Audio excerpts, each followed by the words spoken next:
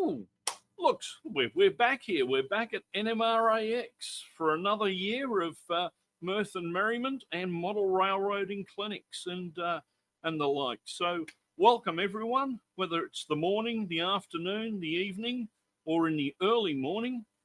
Somewhere around the world, there's someone watching NMRAX. I'd like to welcome everyone back. We've got a blockbuster tonight. We've got 8 clinics, so there's 8 hours of model railroading delight here to happen. We've got Bruce Wilson here, who's going to be one of our first presenters for this evening. But before we do that, we've got some breaking news coming through. And we're going to have a face-to-face convention this year as well in St. Louis.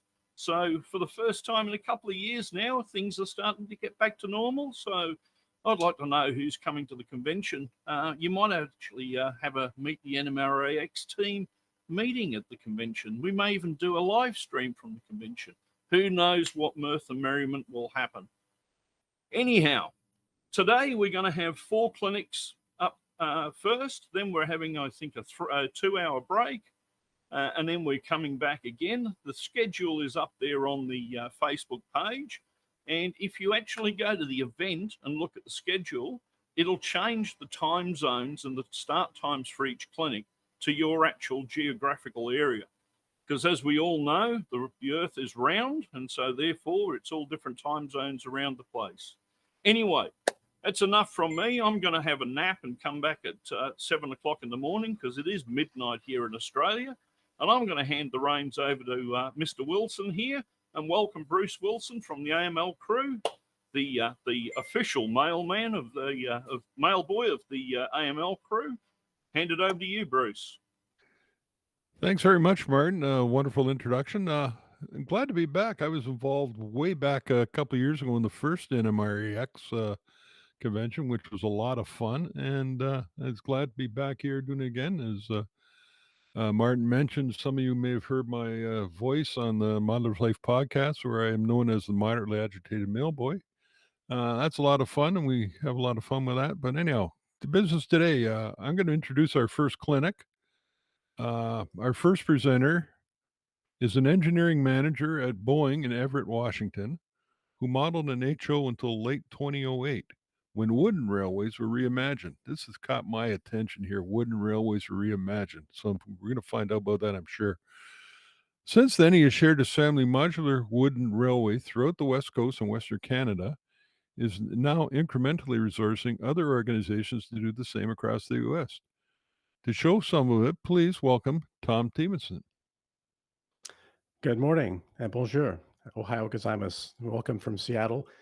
The next clinic, we're going to have about 40 minutes that shows all the details of how model railroading can look in the hands of children and families with wooden railways as the hobby. And tighten your seatbelt because it goes pretty fast. A lot of dynamic videos and a sleepy voice like Bob Ross doing painting. But at the end, we'll take some questions. I've got a few more things to show, so stick it out, enjoy, and go ahead and roll video, Brad.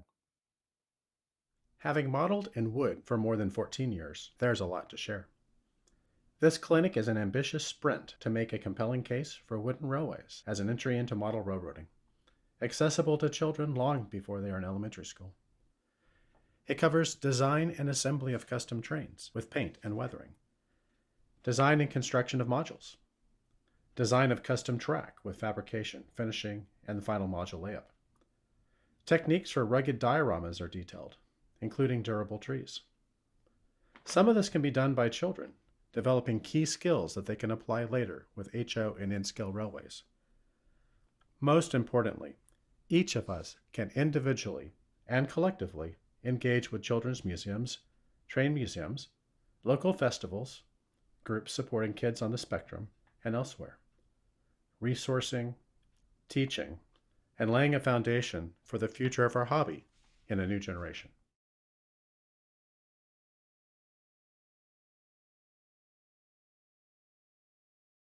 Train shows and club railways are designed for adults. Our boys generally couldn't touch, couldn't see, and couldn't connect what was on display with their wooden railway at home. Scale modeling is not kid-friendly. Sharp tools, chemicals, toxic glues and paints, hot solder, electricity, delicate features requiring fine motor control and dexterity. With 40-inch plus table heights, a chair is needed just to see.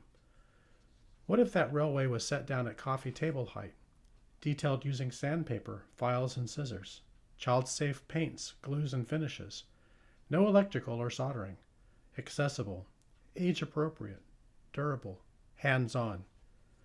In December of 2008, Seattle was smothered in an uncharacteristic snow. Trapped at home, it was an opportunity to explore and reimagine. What might model railroading look like for kids if that journey started with the trains and track already in hand? That exploration continues.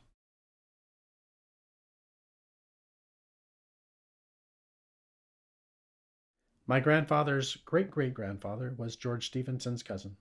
My grandfather was a surveyor and bore a striking resemblance to George's picture on the British 5-pound note later in life. My father is an engineer and designed trains at GE in Erie for a few years after the Apollo program. I'm a design engineer managing an engineering team in the Seattle area. Planes, not trains, but I grew up with HO from an early age. My wife and I have 2 sons, now in their late 20s. By their first birthday, each of our boys had their own wooden railway. That collection of wooden track and trains grew to fill many boxes. Layouts covered the floor and engaged our family for hours. We had train birthdays, took train trips, and often stopped at wooden train tables at local shops. We have lots of family pictures with trains in parks and museums too. For a generation now, model railroading generally begins and ends for most kids with wooden trains and track. Wooden trains are universal and heavily marketed for young children. But that toddler and preschool branding is also a barrier for older kids who typically age out by elementary school. A few groups, forward-looking train museums and children's museums, model train clubs, scouts, and even 4-H, incorporate exhibits and hands-on learning based on model railways with some success. Wooden trains are functionally in scale in car length and track radius with a chunkier HO scale profile. Complex layouts can be developed in a compact footprint, but more importantly, track and cars are rugged. Trains are easily re-railed, and the fundamentals of weathering, terrain, and module design can be taught much earlier in an age-appropriate way without the chemicals or delicate tools and details inherent with HO and in-scale modeling. In this clinic, you'll find familiar model railway concepts and techniques applied in new ways and adapted for kids from 2 to 12. Model railroading is collaborative and hands-on. For children, this requires some imagination, along with durable track, trains, landscaping, and trees. And safety is paramount. Helping a 4-year-old on the autistic spectrum construct, paint, weather, stamp, and seal a train car to take home for their layout. A blind child experiencing a model railway rich with texture through touch. A hug from a 2-year-old after they tearfully put away their train. All moments that make the effort worthwhile. There's an opportunity for questions after and a breakout later to dig deeper.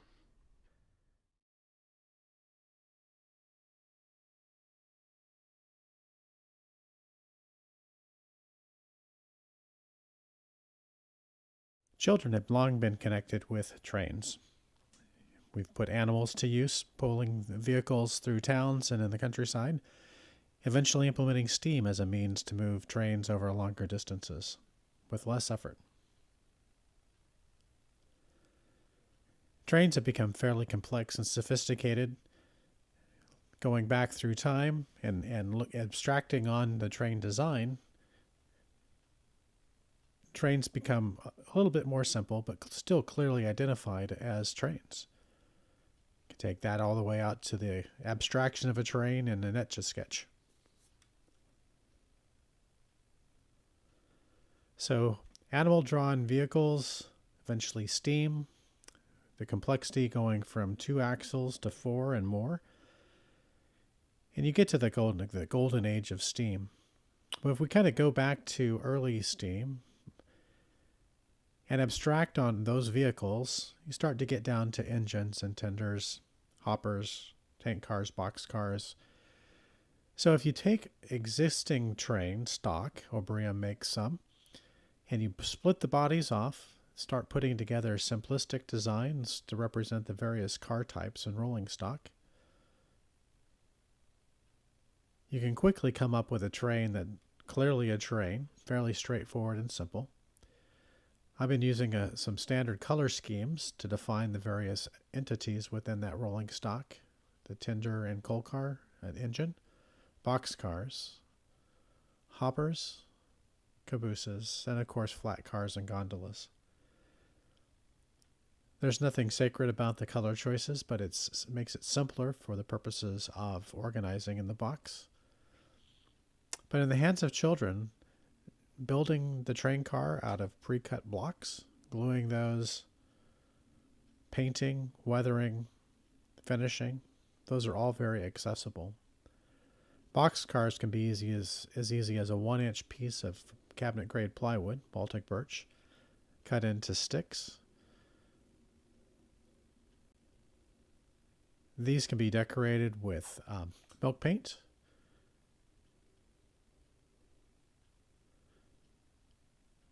Tank cars are easily represented as a 1-inch dowel, cut flat on one side, painted with milk paint.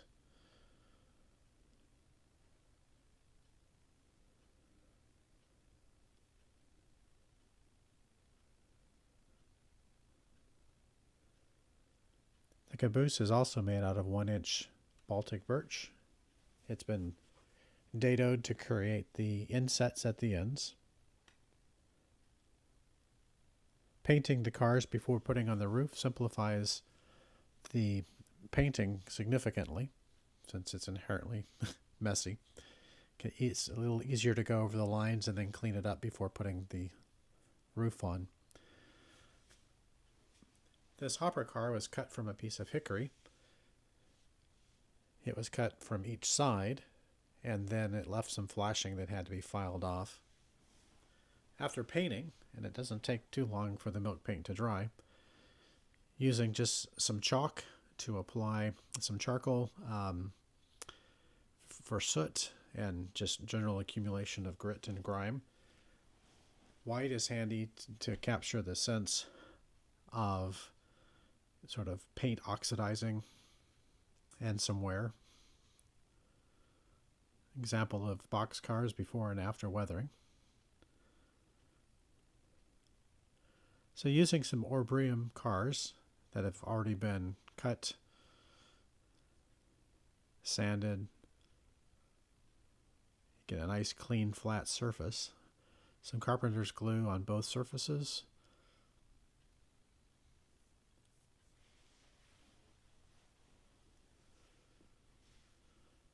Fingers make the best instruments in my mind. Very easy to control. Kind of like finger painting. Underscores that this is a very kid-friendly activity from about age 2 up. Really the only trick is to get the car base lined up with the body, and you can do that mostly by feel. For box cars and cabooses, piece of 1 1/16 walnut. It's been profiled using a router bit that's used for cutting window shades. Makes for a nice large radius. Just sliced into sections, glued onto the car. Once the cars are glued up, within the first few minutes, the paint or the glue sets. Relatively straightforward with a toothpick to remove any excess on the squeeze out.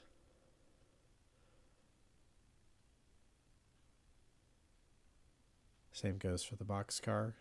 Since this overlaps the block, the glue doesn't need to go all the way to the edge on the roof. So besides applying the charcoal directly to the car, you can apply it to your fingers, soot them up, and basically smear it where you want. A little white to create some oxidized paint.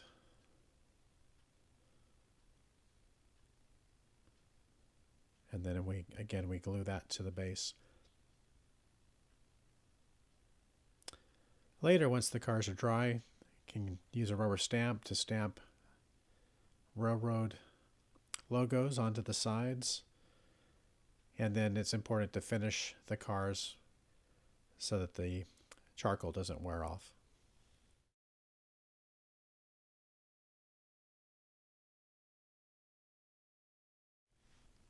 So just like a modular railway for HO, Yen, and other scales, having a modular wooden layout allows for easy reconfiguration. And that layout needs to include some ends. They can be simple turnarounds. They can be more complex end-to-end operations with a harbor and a station. Can have intermediate segments. These segments have the same entry on each end. These include a couple of examples where the gender on the ends change, allowing you to rotate modules 180 degrees. So the modules, there's 100 ways to make a box. It's just an upside down drawer. The standard module is basically 18 inches by 48. I typically just do a miter cut at the ends, cut a biscuit for each end. That helps give it a little bit more strength for glue up and for play.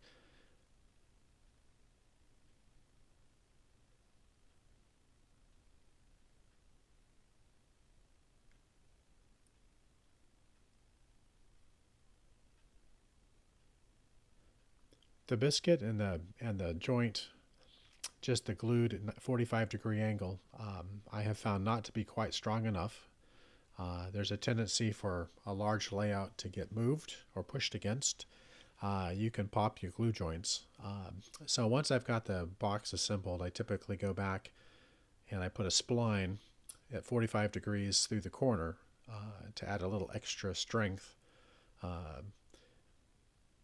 A half-inch piece of plywood set in the top gives it a tremendous amount of strength at the top, but the bottom corner needs a little bit more just to ensure that that glue joint has more working with it than the biscuit and the end grain glue joint.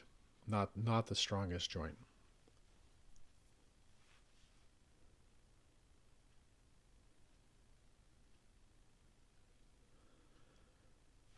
So the modules I've been designing have a single leg on each end. Has a cutout that makes it a little bit lighter, gives it a little bit more character. So it's a 1-inch piece of pre-finished plywood, and it basically gets cut down to about 16 by 18. It's very important to make sure your saw has all its safety features. I have a 7-stitch scar on my chin from throwing a board in my face when it didn't have a riving knife. So safety equipment matters.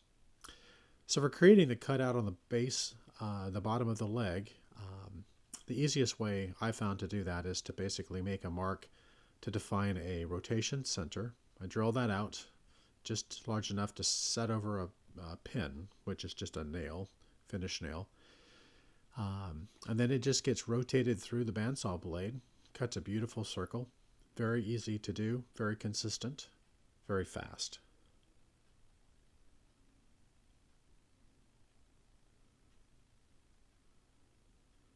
It's important too to use a round over bit to round over those corners too. That will help them stay more stable against tears and splinters and such. Gives it a nice, smooth, finished feel. And once you've assembled one leg support, it makes a handy guide to use to make the balance of the legs. I made myself a simple drill template with bushings, so I don't have to measure where I want to put the holes. A little type A, and I like to have a consistent look and feel.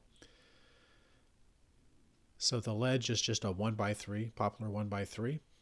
It has it's been rounded over on one side just to smooth it up.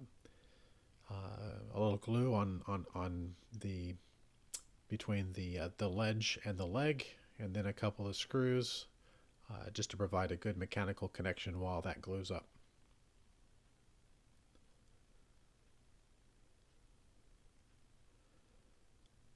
And once you've done one side, you flip it over, put a ledge on the other, and you're good to go.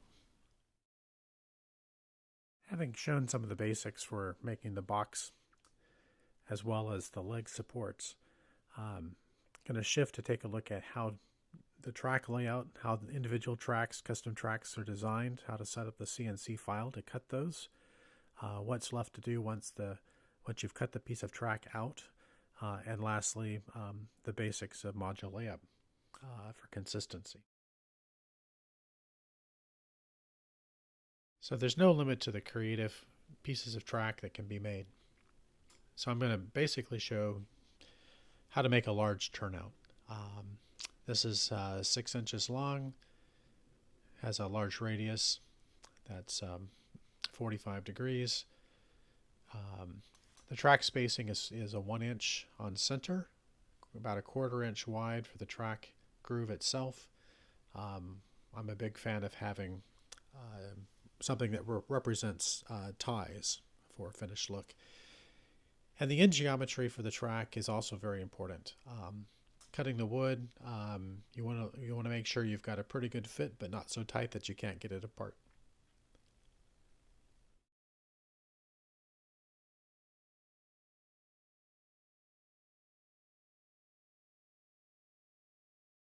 So we'll start with the design of making a piece of track. If you create a custom layout, it's important to know how to take and build the individual pieces needed to create that custom layout. So in this case, I'm going to make a turnout, 6 inches long, has a turnout radius of 7 7/8, has a 45-degree arc for the turnout. So I now have my center line for the track for the turnouts. Since the groove spacing on center is 1 inch, I offset that by 1/2 inch in each direction. And that represents a cutter path that would give me, a piece of track. A little rough, but a piece of track. I'm going to take those groove center lines and offset them by 0.12, which is pretty close to the size of the actual groove when I use a standard cutter. And then I'm going to intersect those, trim out the crossing points. And nominally, this is what the groove on the piece of track would look like. But you'll notice that the intersections are very sharp. It goes to a point, and a point is always a problem, both for tracking purposes and for they cut fingers. So what I typically do is create a funnel at those intersections. I put in a small radius. I offset the track edges by 0.02. I scribe a circle through those intersections, trim it up, put in a spline, basically a conic, to blend between that radius and the sides. And that gives me a much smoother intersection without a sharp corner and a bit of a funnel effect, which is very helpful in routing a train through that turnout. So now I've defined what I want the sides of that track to look like. So I'm going to offset those now by 192 to create the nominal periphery of the track. And I'm going to take the male and female connectors and drop those onto the ends.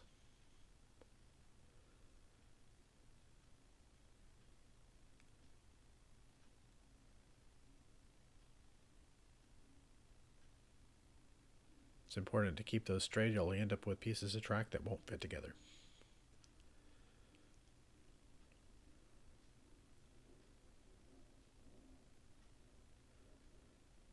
So I want to concatenate that up, and I have a nice periphery of my track itself, and I have what I want the grooves to look like. So if I take what I want the track grooves to look like and I offset it by 0.12, that creates the cutter path. And then I'm going to take and I'm going to extend those by 5/32 of an inch so that the track groove cutter goes past the edge of my track cleanly.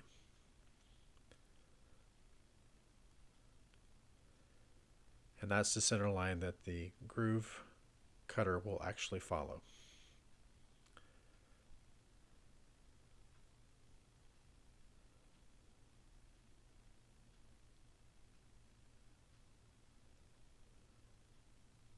So the red curves represent the cutter path for the grooves. The blue is the net periphery of the track. And now I'm going to create the ties at a ½ inch spacing. So I'm going to create an intermediate curve for one end. It's the black curve there. And I'm going to use my track center lines for the other two. I'm spacing points every ½ inch. And I'm going to use those to create perpendicular ties.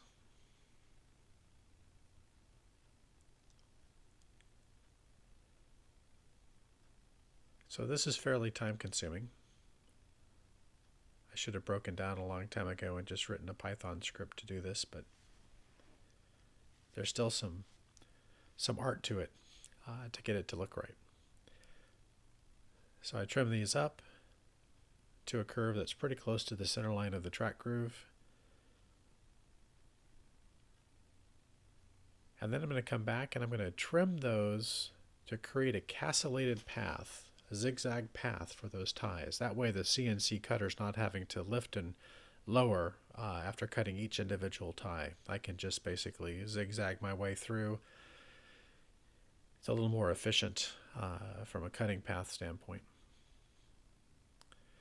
And so again, this is the center line. This is the path I'm going to cut along with a 1/16 inch cutter to cut the grooves for the ties. I like to have a visualization of the finished piece of track, so I offset this by 1/32 of an inch in each direction, trim it up, and I end up with a piece of track that shows me kind of what the finished look is. So I'm going to create a DWG file. The DWG file is going to be needed for the CNC file.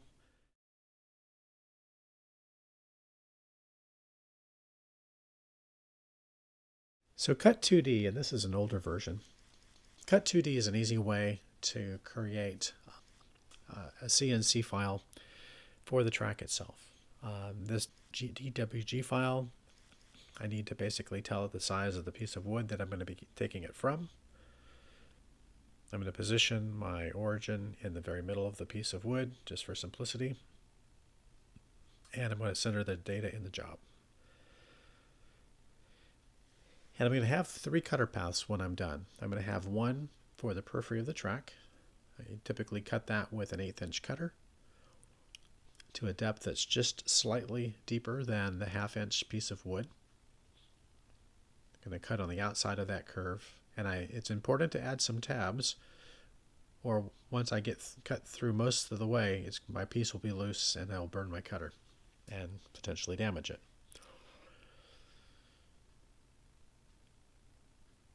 So with the periphery defined, I need to now define the path that the cutter for the grooves is going to take. And that's basically it's a ½ inch cutter that has a radius, an inverted radius. It's going to cut an 1/8 of an inch deep. I'm going to follow the center of that path. And then lastly, I'm going to cut the groove. The groove is an 1/8 inch cutter. I'm sorry, a 1/16 inch cutter. It's a depth of a 1/16 of an inch.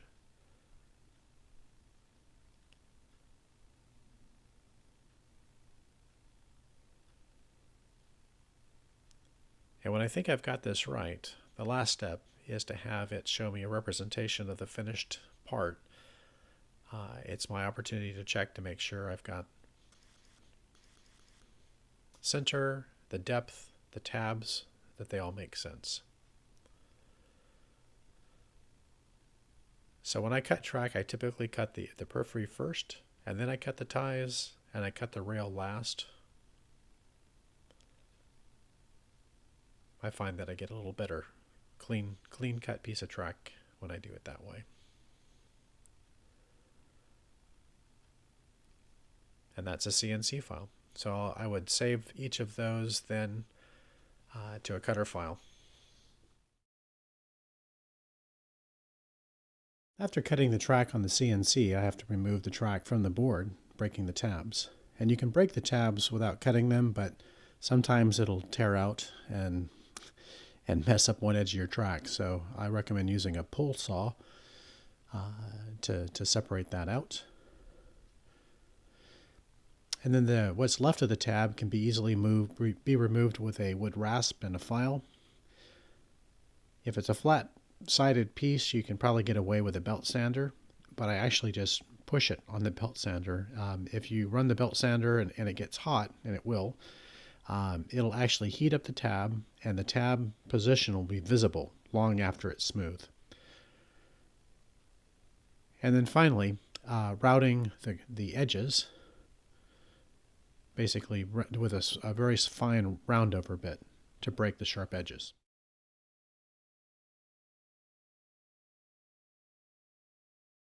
Then the fun part is putting the module together. So taking a box that's been cut, sanded, splined on the corners, I made a couple of tools to quickly set the joiner standard positions at the ends, bolt those on, and I'm going to drop the pieces of track then into this module. And it's really hard to get a perfectly sized module, so the joiners have a little bit of, the track has a little bit of play in the male and female joints. You can see they're a little bit loose. And once I have the pieces of track on, I'm going to take basically a phenolic rod, a tube, that I've cut into short little sections and open them up to make the letter C. I'm going to stick those into the various joints, and it will ensure that I have sort of a unified spacing. It'll also make sure that the tracks line up well from end to end. And it gives me a little bit of play if for some reason I'm a little bit off on my length of my module. For this module, not only does it have an embedded water feature that'll be put into those recesses, I've created a mountain with a tunnel that sits on top, so I can easily take the mountain off and just have a water body and vice versa.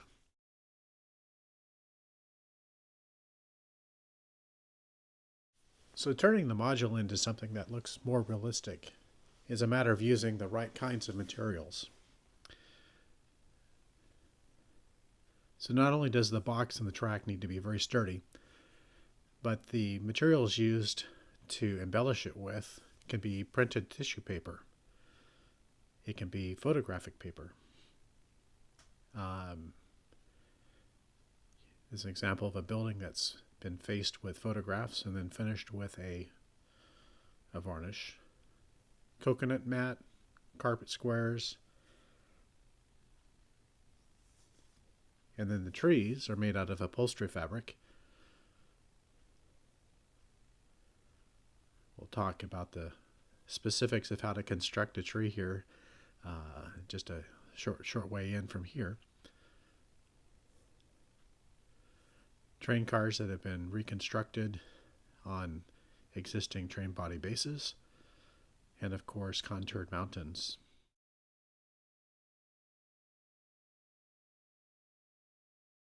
So trees were the hardest thing to figure out how to do to make a tree that was rugged and safe. And what I found was basically creating a scrunchie on a stick by using upholstery fabric. So 6-inch wide strip of upholstery fabric folded on itself twice to create sort of a fabric belt.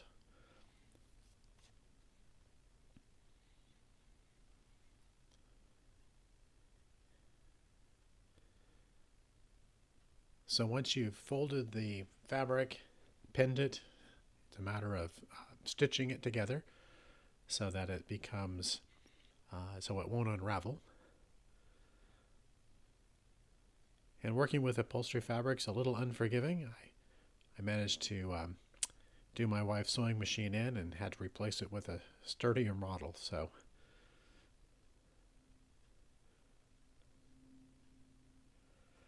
just a simple stitch at the ends, down the edge or the seam, keeping your fingers out of the needle.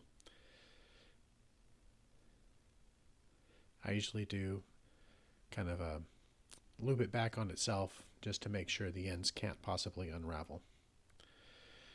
So once you've got your belt stitched, kind of clean up the part that's not stitched. Do one final pass on the ends. Again, that's the section most likely to fray and unravel over time. And then there's a material called fray block, which is kind of like a glue. And it allows you to easily kind of seal those cut edges so that they don't unravel and fray, turn into a fuzzball over time. If you don't like sticky stuff on your fingers, you won't like this, but it's a fabric glue that reduces fraying at the ends. And then finally, there's a fastener or a spacing pitch for deciduous trees versus evergreen trees. Rather than measuring them individually, I just created a little masonite template. I marked the holes from each end and kind of eyeball the middle to get that to work out reasonably well. You can punch it with a leather punch, but after about one tree, you're going to have to see the doctor for carpal tunnel syndrome. So an arch punch and a scrap piece of wood is the easiest way by far to punch these holes. An arch punch is just a chisel with a circular opening at the end.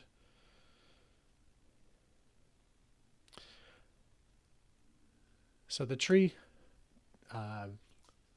itself is basically a 1/4 inch carriage bolt. In this example, I'm using some contact cement, both on the upholstery fabric as well as on the bolt. I'm not particularly fond of contact cement because it's got a lot of volatile compounds. Don't use foaming Gorilla Glue, or it will foam through the upholstery fabric and make a mess. There is a non-foaming version. That's something that I'm still kind of experimenting with. And once you've wrapped the end of the carriage bolt, piece of string, kind of wind it around, it'll clamp it up good.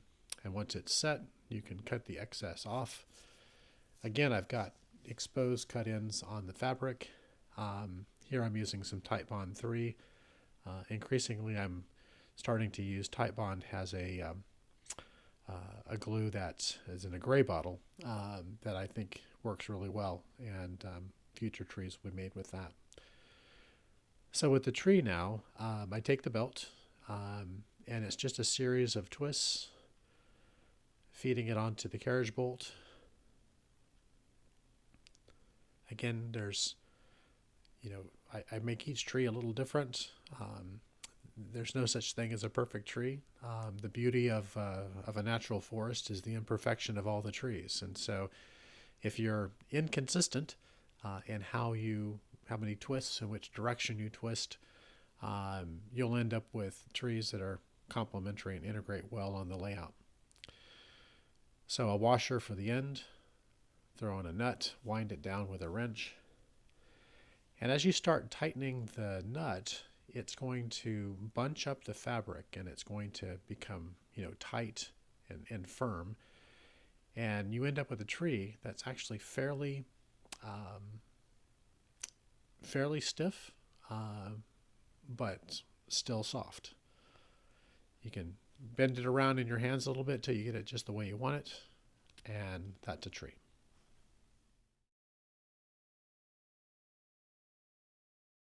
Wooden railways are a natural way to connect broadly and early with families and children, laying a foundation for model railroading for future generations. It is timeless, accessible, and tremendously rewarding. Wooden rails and pushed or pulled cars predate iron and steam. Children have been a part of the railway timeline from the earliest days, working in mines and other dangerous jobs. In Budapest, starting in 1947, a narrow-gauge railway served as a training ground for children to learn railroad operation. Today, that railway, Line 7, continues to be operated by children 10 to 14 years old. Train shows, club open houses, and holiday displays are familiar intersection points between the model railroading community and ours. But running Thomas on a layout, or a day out with Thomas, is like staging a play. It isn't an entry point into the art and craft of model railroading. Model railroading is hands-on and creative, not passive. all of us can be amazed at what is done by others, whether sports or art or music, but we also want to learn and try our hand at it. We are inspired, and that is true of model railroading too. Watch, do, teach. This clinic is meant to share one strategy to make model railroading accessible, but it is just a starting point. Rugged dioramas can be incorporated into a hands-on HO railway, scaled up for a line of layout, or even an outdoor garden railway. I'm currently exploring a floor layout with oversized track and large-scale trains, much like a giant chess set in the park, and a reversible tile railway with 1,000,000,000,000 layout permutations. Even a more representative wooden track for wooden trains with fixed axles. There is so much opportunity for railways to be part of STEM and early education. It is hard to know where to start. There is even a programmable train that appeared on the market in just the past couple of years that can be operated using a phone or tablet. Resourcing organizations in your community could be a first start. There are emerging children's museums that can leverage a portable wooden railway or custom track to connect with your community at festivals, schools, and similar venues. Train museums can do the same. Scouting is opportunity for both introducing model railroading through layout construction, but also in setting up and engaging with families at train shows. Organic family train nights, like an open house, but held in a school or church or other familiar community space, is another way to connect. A modular wooden railway with loose wooden track, invites to a local Lego train club, families with train resources, puzzles, and games, workshops to teach and take a craft home, a ride-on train, and an electric railway or two from local train groups. It is an event for connecting and engaging, inviting families to upcoming train shows, events, workshops, and more. Information booth at the airport or the children's area, a local museum exhibit or Maker's Day, a Maker's Fair, workshops for Girl Scouts, Boy Scouts, Cub Scouts, 4-H, autism, Big Brother, Big Sister gatherings, community festivals, a science, art, or woodshop series at local schools, or even a summer workshop through the Parks and Recreation Department. Every activity is a teaching opportunity. It educates, connects, inspires, and it is tremendously rewarding for volunteers too. Just this past week, I received another reminder of how impactful and worthwhile this investment can be. Thank you again for spending time with my son Titus at the Edwardsville Children's Museum in March. He still talks about his visit, your layout, and your tricks maneuvering longer trains. He carries his train that he made with you everywhere he goes. Thank you again for your kindness and dedication in fostering children's imagination and creativity. Looking forward to seeing you again at the train show in August. I hope this clinic has given you some ideas and enthusiasm to branch out and try new things, to experiment and explore. Thank you for your time and interest today.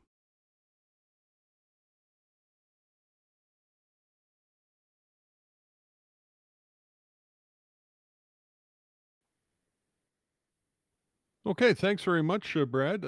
Tom, absolutely fascinating video and what you're doing to bring wooden trains around. I must say, W track and reimagining wooden trains certainly got my attention. And having watched your video now, I certainly know a lot more, and everybody else knows a lot more.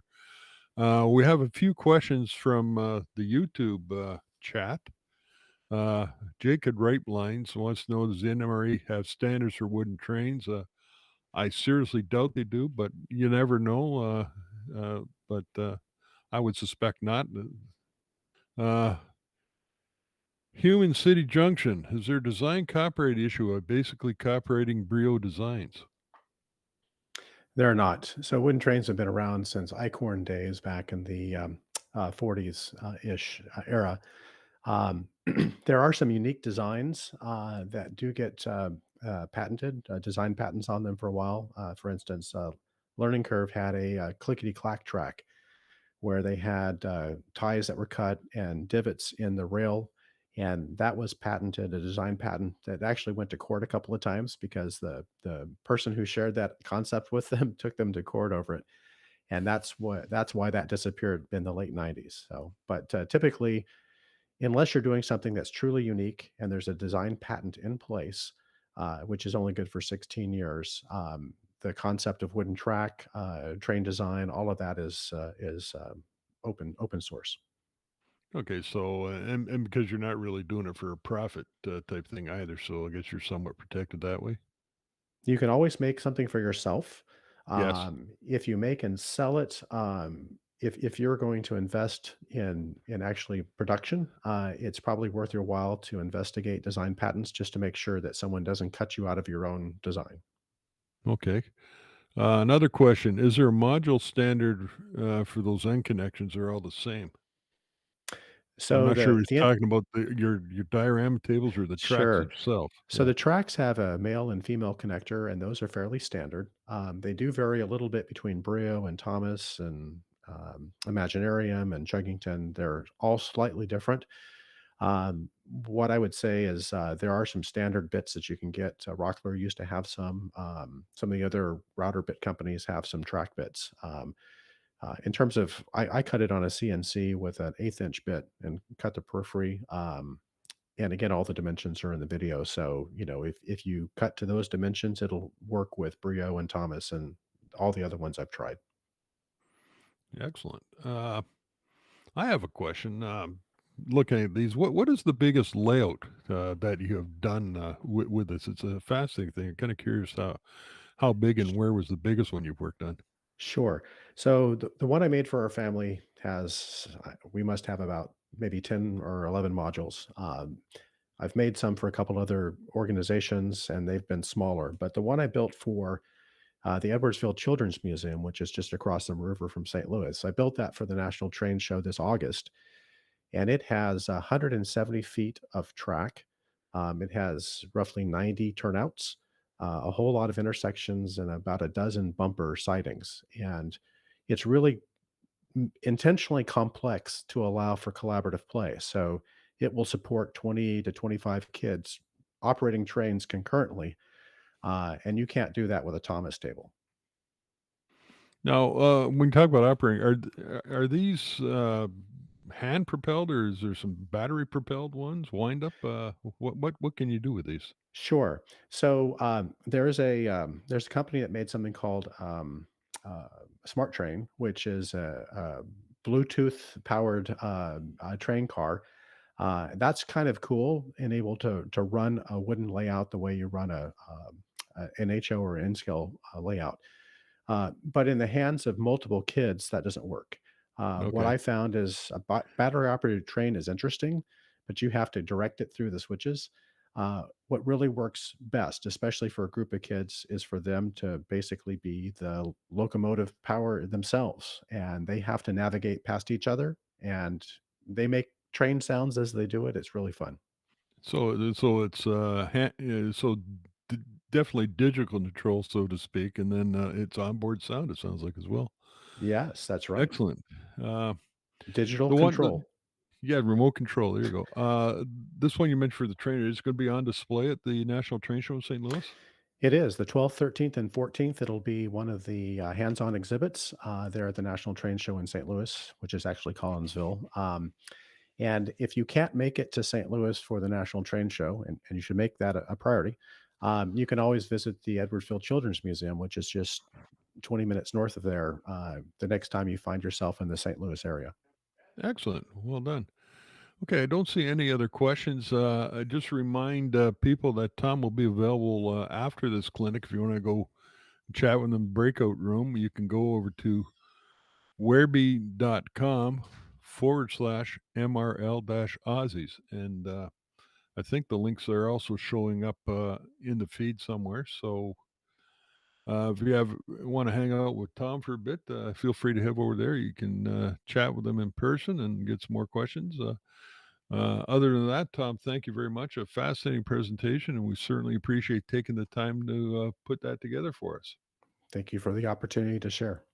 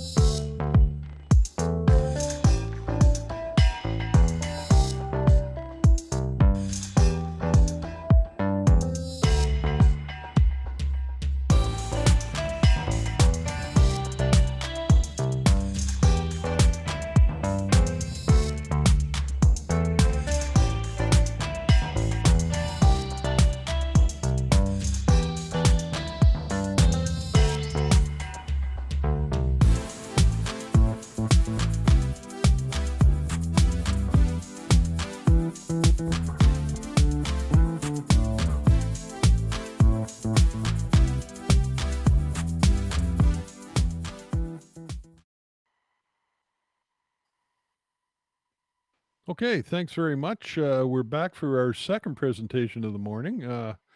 Bruce Wilson here, hosting this one and your next one to get your Monday morning or Monday, geez, Saturday morning, afternoon, evening, Sunday, whatever is underway. Our next presenter is a member of the Sand Dunes Central Model Railroad Club, a well oiled operating group.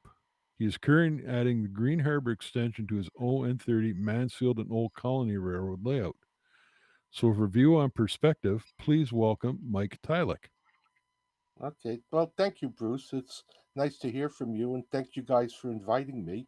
I guess this started as a local meeting thing where I was talking about just perspective distortion.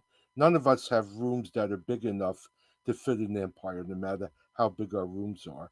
And we have to resort to all sorts of saving things. And probably the best thing for me to do is once again thank you and let the show begin. And I'll be here later if there are any questions. Good evening. I'm Michael Tylick, and I've been asked to talk about perspective, or more, more accurately, forced perspective. I never liked the term forced perspective because to me it seemed unnatural, because perspective always seemed to be something that was just obvious from building models from my arts training. It just seemed that it was not really contrived.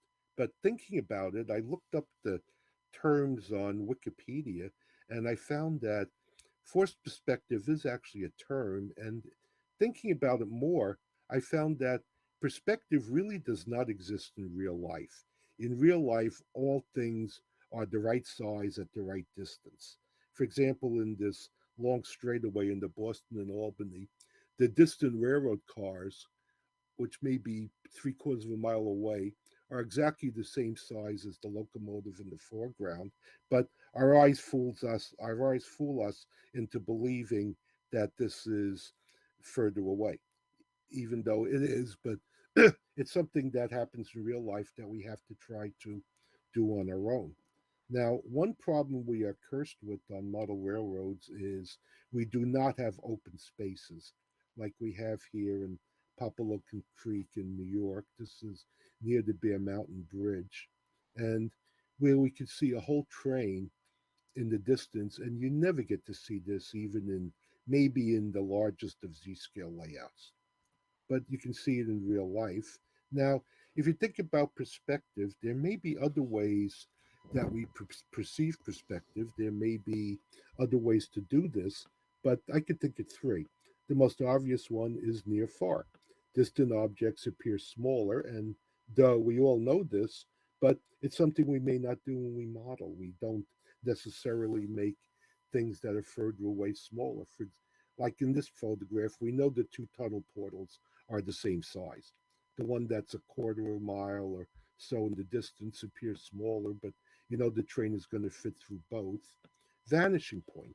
This is again difficult to do on models because you need a long straightaway. This is, by the way, is a little bit west of that first picture. It's the 4.5 mile straight, which is, I'm told, the longest straightaway on the Boston to Albany line on Conrail. And that's kind of shows how rarely that even happens in real life. But again, you see great distances. This is hard to do on models, difficult to do in models, but occurs in real life. Another thing that's difficult to achieve in models is haze. It's very easy in the real world when you have fog and you have morning haze if you get up in the morning early to take pictures.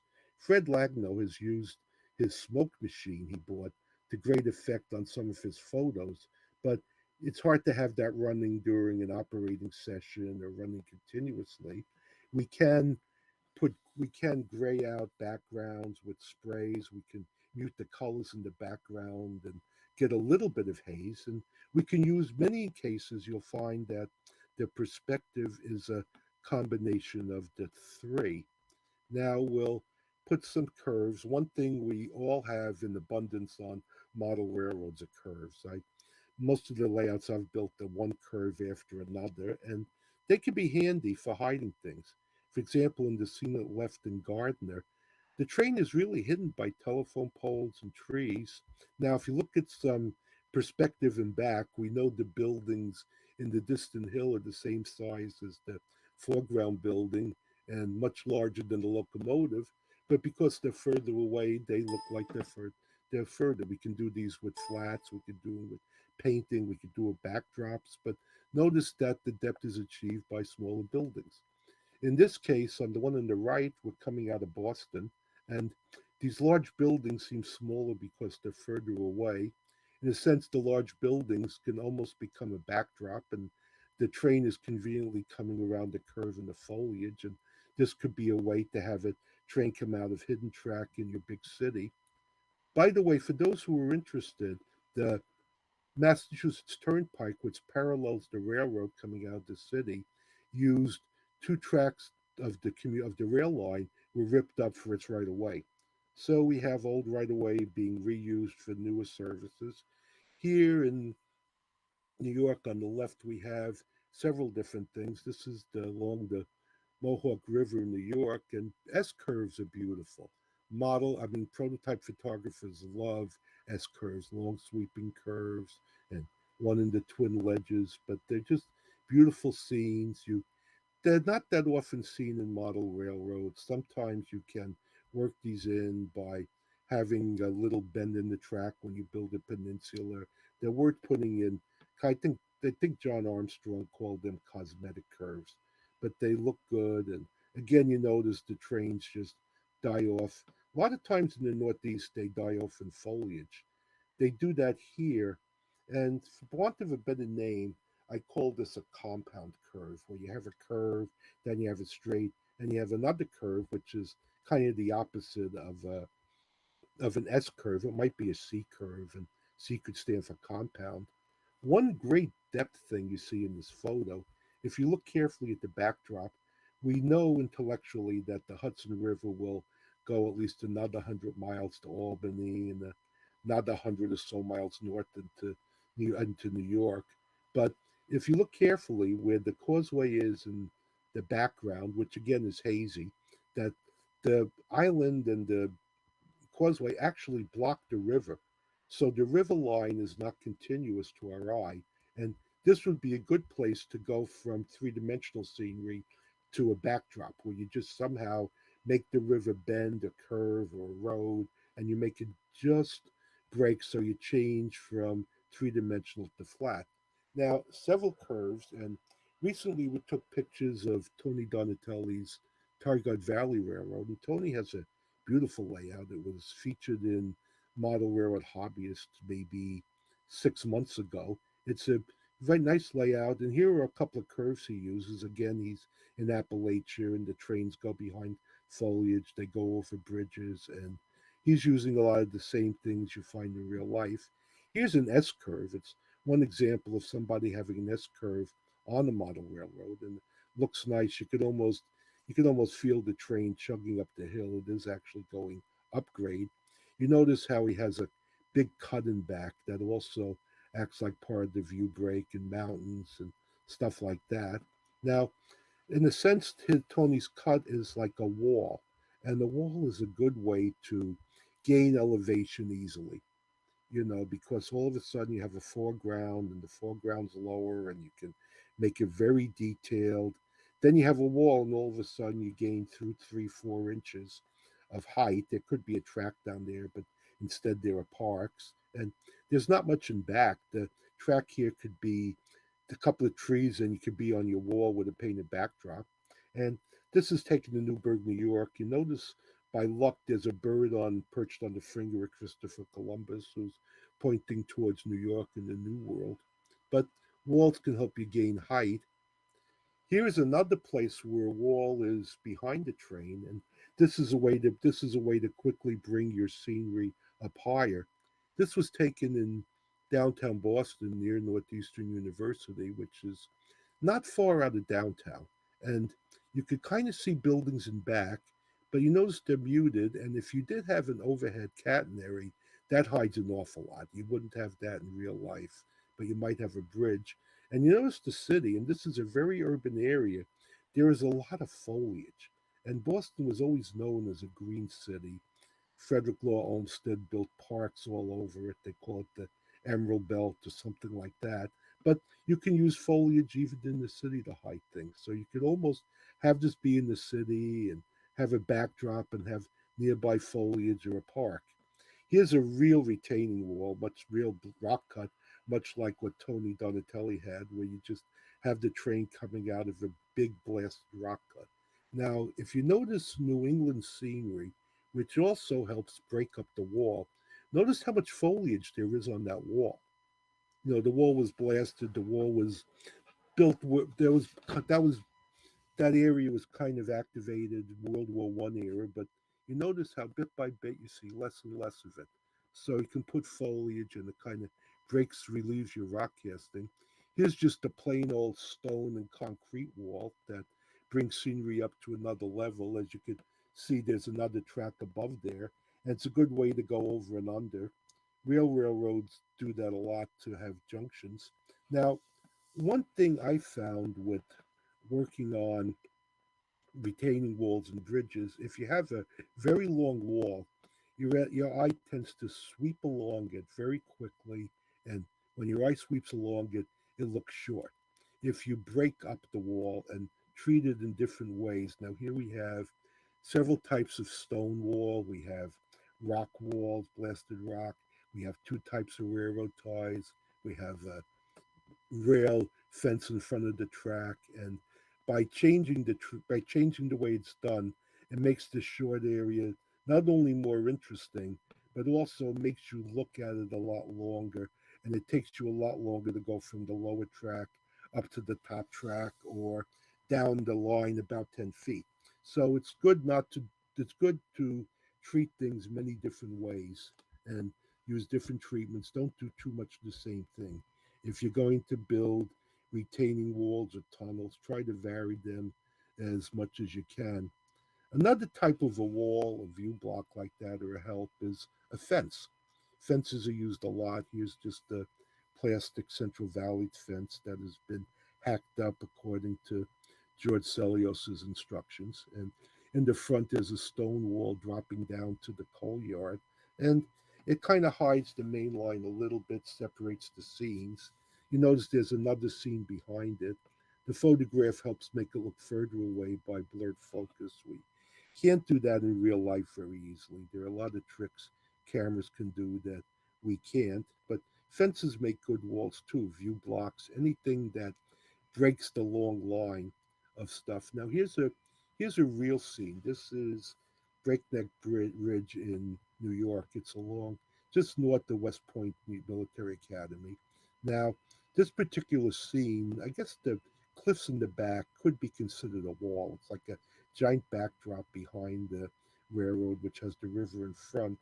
Many years ago, Model Railroader took the scene, and their staff built a diorama, a module, based on this particular scene. Between there's a tunnel on both ends and foliage, and it turns out that this was also very modelable. If you have indexes or things, you could probably find this in the model railroad and see what you did. They did a very nice job of it, and it's the kind of scene that you could just build a model of. You notice, though, again with perspective, with real life, just how dwarfed the trains become by scenery, even in the Northeast. Now, bridges. Bridges are a great device for models, for model railroads, for things like that. I like bridges. I've always been a fan of bridges. I've always liked building bridge models. There are many, many types of bridges, and they're interesting models in themselves. The requirement for the Structures AP award to at least build one bridge, but they're also good view blocks. They separate scenes. You have like a distant background. This could be an entryway onto the railroad from hidden track. You notice again the train is coming around the curve. Curves quicken a lot. You notice there's a little bit of haze in the background, and this could be the entrance to a scene. But bridges are good for hiding things. Many cases, instead of having 75 tunnels on your railroad, unless you're building the Front Range in Denver, it's good to have used bridges and things like that rather than tunnels when you don't have to. This was taken in Gardner, Massachusetts. Here's, I call this the mother of all crossing. This exists, I believe it's Guilderland's, New York. It's somewhat west of, somewhat west of Selkirk Yard in Albany, where two lines of the two Conrail lines cross over each other. There's like a west shore and the main line, and I'm not sure how they work, but it's a double track railroad with two separate single tracks for a ways. And those both go over the Route 20 bridge. And people would say you can't do that in real life because model railroads have bridges over bridges over bridges. Notice both bridges are made of completely different types of bridges too. But this does happen in real life. So it's not really something unheard of. People say that you don't want to do the typical or the usual. I think it's more fun to do the unusual. I think it adds interest, and I think that if you're building a model railroad, it should look interesting. It shouldn't look just bland and plain. I love building scenery and bridges, and I like to make stuff people like to look at. Now, here's a real triple crossing. This is the famous triple crossing in the heart of downtown Richmond, Virginia. Now, I've been there. This obviously was taken way before I went there. It was a publicity shot. I don't think any photographer could ever be that lucky to get three trains. By the way, nowadays, the lowest line, the Southern line, is a minor branch which may see one or two trains a day. It goes to West Point, Virginia, to a paper mill. The middle track is the C&O line down to Newport News, the coal line. And that still sees coal traffic, but the upper line, the Chesapeake and Ohio line, that's the main line between the north and the south. So that line sees very much traffic. Now, one thing interesting, if you went there now, when I went there, over all of this, there's a fourth bridge. The interchange with, I think it's Route 95 and Route 6, whatever the 680 or 640, whatever the interstate is, but there are several interstates over this whole thing. So this whole thing is buried in expressway bridges, and it's all within sight of a major city area. So this stuff does happen. It's kind of interesting. Here's a real triple. Here's a real triple crossing that existed in Millbury, Massachusetts. This, by the way, is still there. Now, the lowest track is the Providence and Worcester Railroad main line. Now, you notice for added interest, there's another bridge going over what looks to be a river in the distance. Nice to have a little more model building, a nice way to hide if that was your live track. The middle one was one of the New Haven's many branches. I don't know the names of all of them. There were so many you'd need a scorecard to tell them apart. That one's a bike trail now, and that's still used as a bridge, if not a railroad bridge. And the upper one, that beat up pier, was part of the ill-fated Grand Trunk Railroad, the Titanic Railroad, the railroad that was never quite completed, that was supposed to bring the central Vermont to a freshwater port in Providence, on again, off again. There's a wonderful book called The Titanic Railroad, written by Larry Lowenthal, that explains this. But it shows that stuff like this would exist in New England, and abandoned piers like that are interesting.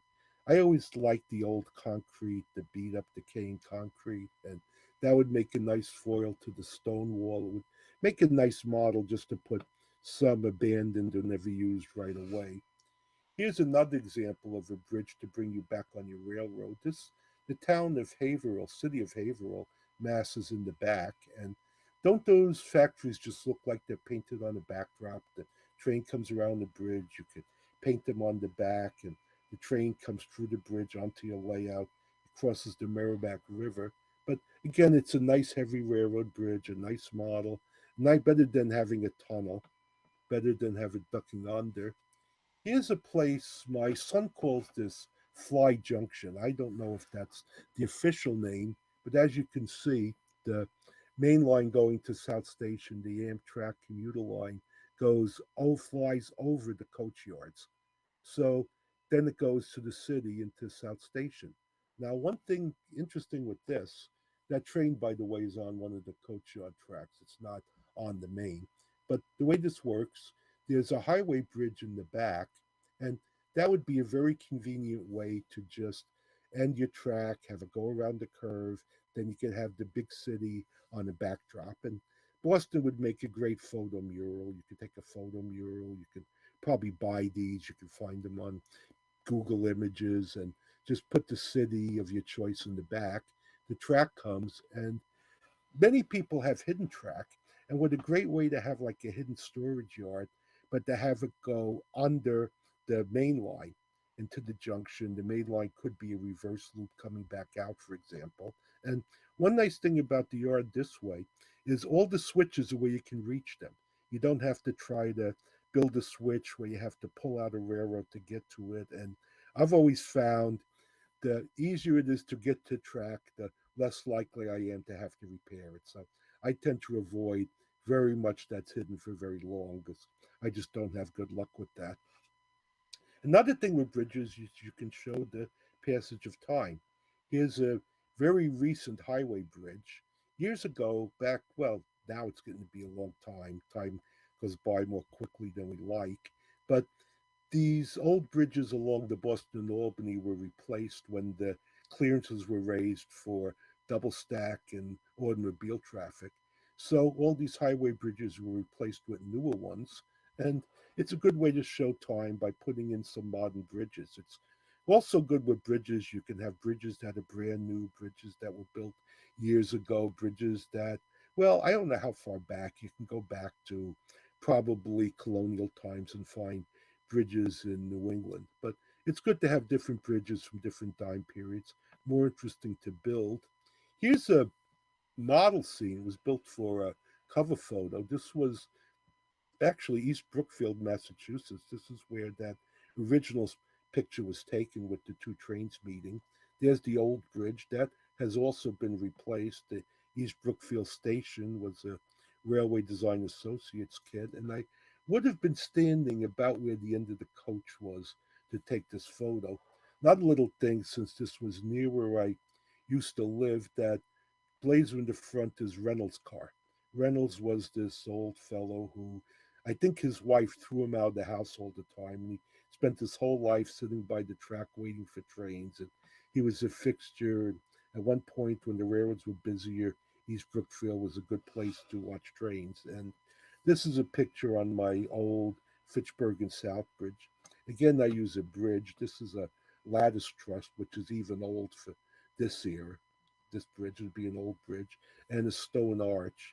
And the combinations of bridges, making bridges and again using different treatments, make them appear a lot longer and larger. And it's nice that, as you notice, you can see it goes over a track in the background. And this is a good way to add bridges to your railroad, to add interest. It just shows a train. But even with photographs, it's a good way to end the fact that I can't photograph a whole train very easily on my model railroad. I can get an engine and a couple of cars and things. Now, here's a bridge that I built with a mirror. Mirrors are used a lot. I use them on occasion when I can. I find it difficult to get to places where I can use them. One thing that you really have to watch for is that you don't see yourself in the mirror, and it can double space. Now, what I did with this particular location where it goes into a wall, this is on my O scale Pioneer Valley Railroad switching layout. Now, the track just ends, the wall comes where the bridge is. Now, the bridge, if you look carefully, is only half the bridge, and the back half is in the mirror. I use regular just mirror squares that you would buy in the home home depot play type place, because the ones with the front silver, they're very expensive and not at all easy to find. And I find that I've never really noticed the edge.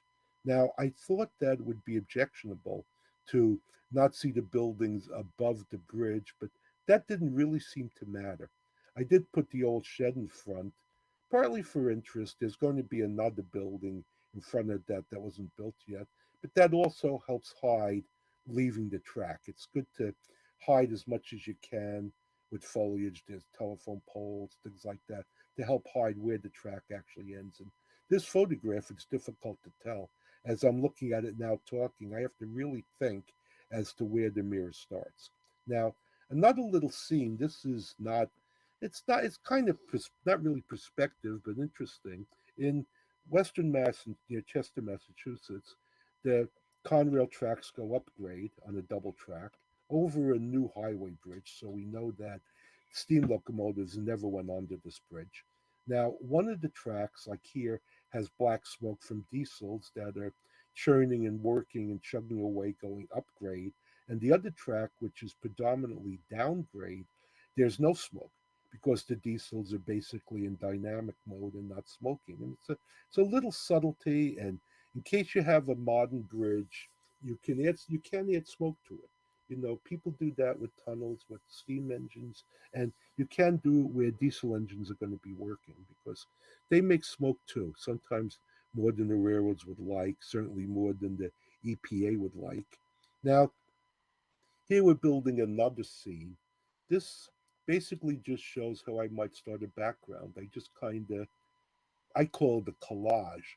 Like I take some shapes, mostly pieces of cardboard. I use oak tag, file card type stock, file folder stock, and I glue coarse, extra coarse, fine ground foam on it. And then I take it and I haze it down with sprays, gray sprays and stuff, put some foliage in front, and just kind of glue it right to the sky. That's actually a painted backdrop sky. I like to use the photos. Notice there's no editing and you can see the shadows on the wall. You know, I could take Photoshop and fix that, but not for these purposes. And then there are buildings. If you look real carefully on the far right, there's some N scale buildings. Most of them are HO scale. The big mill is an HO scale railway design associate kit, actually many of them. Then there are several O scale kits. I believe they were made by what's the name, Woodland Scenics. And anyway, one thing you could do to add depth that Lou's Livery Service building is only a flat. It's only as thick as the urethane casting, but by putting window shades in the back and then cutting out bits and pieces from the Sunday advertisers, I find things like stereo ads and appliance ads and food ads give you kind of neat little things you can cut out and stick in a window, and it makes it look like there's an interior. This one was more successful than most. And then there's just black paper in back. And for all the world that looks like the interior of a building in several thousandths of an inch, lots of signs also help. They help distract from that. Signs I think are just signs I think just add so much to a model. And they may not be perspective, but anything that's distracting your eye is kind of fooling you into believing there's depth. Now, when I get to the front of the scene, here's a footbridge. This is a model of a real bridge that I believe is still there in Holyoke, Massachusetts. And I think it's an unusual bridge because it was built of poured concrete. And also the way it was built, it looks like they covered the steps so nobody would have to shovel them in the winter, but they didn't seem to mind shoveling where the track is, over the track. But that's the real bridge, and the real one's a lot longer, but I was able to put in one span. You notice once again there's only half the bridge on the bottom. The bridge is full on the top, but on the bottom there's going to be a mirror, so there will be a mirror there. One thing I did do to help aid with the vanishing of the track, the rear track, if you notice, is depressed a little bit from the front, so the front track is a little bit higher. It doesn't take much. A half inch is probably enough. This is all O scale, by the way. I bounce between scales, and I should probably be more careful at notation, but to me, it doesn't make that much difference because the same things go on in each scale, and some of this force perspective is easiest in the larger scales, but then almost everything is easier in the larger scales. And there's a little bit of uh, or like ground, in this case piece of foam, just to help separate the track a little. And if you look from this angle, the rear track is already almost hidden from view. And this is how it looked under construction. Now, if we go to the next picture, here are two pictures. The one on the left is pretty much what you would see from where you would stand. That looks like you can't even tell there's a track or a bridge. It's just buried in there, and it looks just fine. The stuff below the bridge is a mirror, And it doesn't really matter that it's different than the stuff on top. Your eye, at least my eye, doesn't seem to bother that. The one on the right was taken from track level. You notice one thing about track level, this is large rail. This is code 160, I believe. And when you get to do pictures like this, large rail looks really large. But the track is also buried in weeds, partly to indicate that it's an old Guilford branch. It's actually a connection. And the other thing too is the weeds and the foliage just help hide the fact that the track is going away.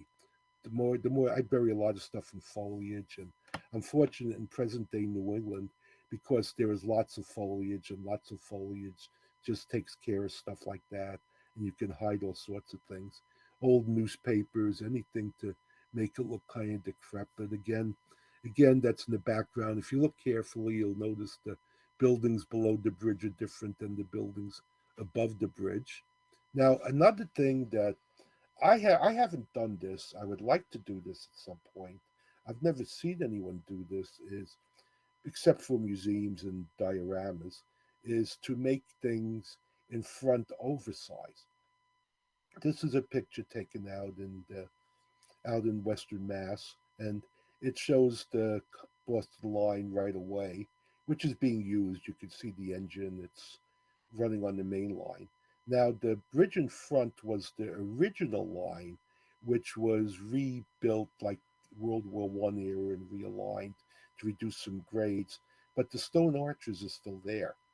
Now, what you could do for a model, which would be neat, let's say this is an HO or an N scale layout, and your track is a foot from the front, like whatever, some distance from the front, and you could put like a large scale bridge right in front, so you don't actually see the train in the distance. You see the train through the bridge, and it looks like the train is a quarter of a mile away. Noticed also with this, the Westfield River, bends around to the right out of sight. And something like this would be an interesting scene to put in a model railroad where you're using forced perspective in reversed, where your actual railroad is actually being forced to look smaller. And that's not a bad idea. I know in several displays I've worked on, that was done by having different scale models where, for example, for this Christmas layout, there was a G scale railroad in front, and up a level above that there was an O scale railroad, and up a level above that there was an HO scale railroad. And so it is possible to even do some of that stuff with trains. Like if you had a main line and you were like in any scale except the smallest, you could put a distant line in the smallest scale that just kind of goes back and forth to add some depth. Now, tunnels. Tunnels are another way. They're used obviously to they end up used to obviously to end up getting trains into walls and out of the way. And unless you're modeling something like Denver's Front Range, there just aren't that many tunnels around. This is Hoosac Tunnel in New York, and it's kind of a nice place. And you could just take a tunnel and use that. Nice snow scene. That's difficult to do in models. Very, very bleak, cold place, which is really what it is. And this tunnel I like. This tunnel is in West Point, New York, and you really can't see the tunnel because we're a little too far away. But there is a tunnel under the military academy at West Point, and it's kind of a delightful building. Notice the building is also in the haze, and you could take these Gothic buildings from Keebury and Valmer and Helgen and build a college. It could be a military school. It could be an Ivy League school. It could be any type of college, pretty much. And I love that Gothic station that matches West Point. Years ago, the cadets would all board the train here to go to Philadelphia for the Army Navy game. They still go to it, but now they take buses. But anyway, it's a nice scene. And one of my friends, Bob Davis, built the model based on that, where his track came. I don't have a picture of it, but the track came out of the tunnel, and he built a West Point above it. Here's another tunnel. This is on our F scale, Chester and Beckett, and it's just a plain old stone tunnel portal. The stones are a little small sized, but they work. Notice to the left there's a small wooden mine tunnel. Now, just big enough for the mine cars to get in and out of, but not big enough for a locomotive, and it's one way to just run out of space when you run out of space. Now, tunnel on Tony Donatelli's layout. Tony's layout runs in many different rooms, so he does have tunnels and bridges and ways out of it.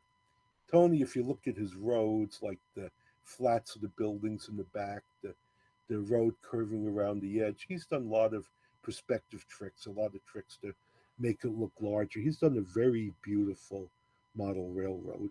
Now, this picture really, I don't know why it's here. I couldn't find a good place to put it, but it's something to do with perspective where sooner or later you're going to run out of room in the front. And Lynn Westcott did lots of renderings with this, where he has a building or something in front where it's just sliced right in the front. If you ever saw the TV show The Dome, where the dome just sliced this town in half, and I think it's kind of neat. It's a very nice way to make an interior detail and have a very detailed structure, but also have this building be where you could see it and be in front, and it's not hidden where nobody ever knows it's there. And it's a good way to imply a much larger building in a very small space. It's also a form of compression. The picture on the right's the part of the building that's in full scale. Now, lens distortion. This is more good luck for me than anything else. The lens distortion is the wide angle lens.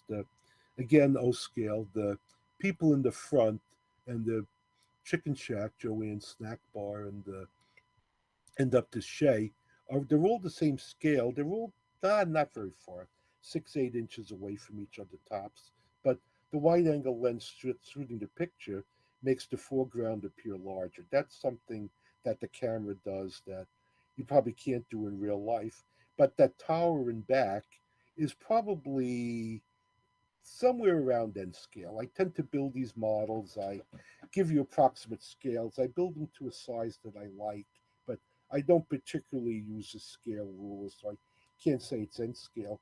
By the way, that building in back is interesting. I think it's something that exists in the town I live in, Marshfield, Mass, and it's with towers built for World War II to spot artillery for coastal batteries that were being built up and down the Atlantic coast.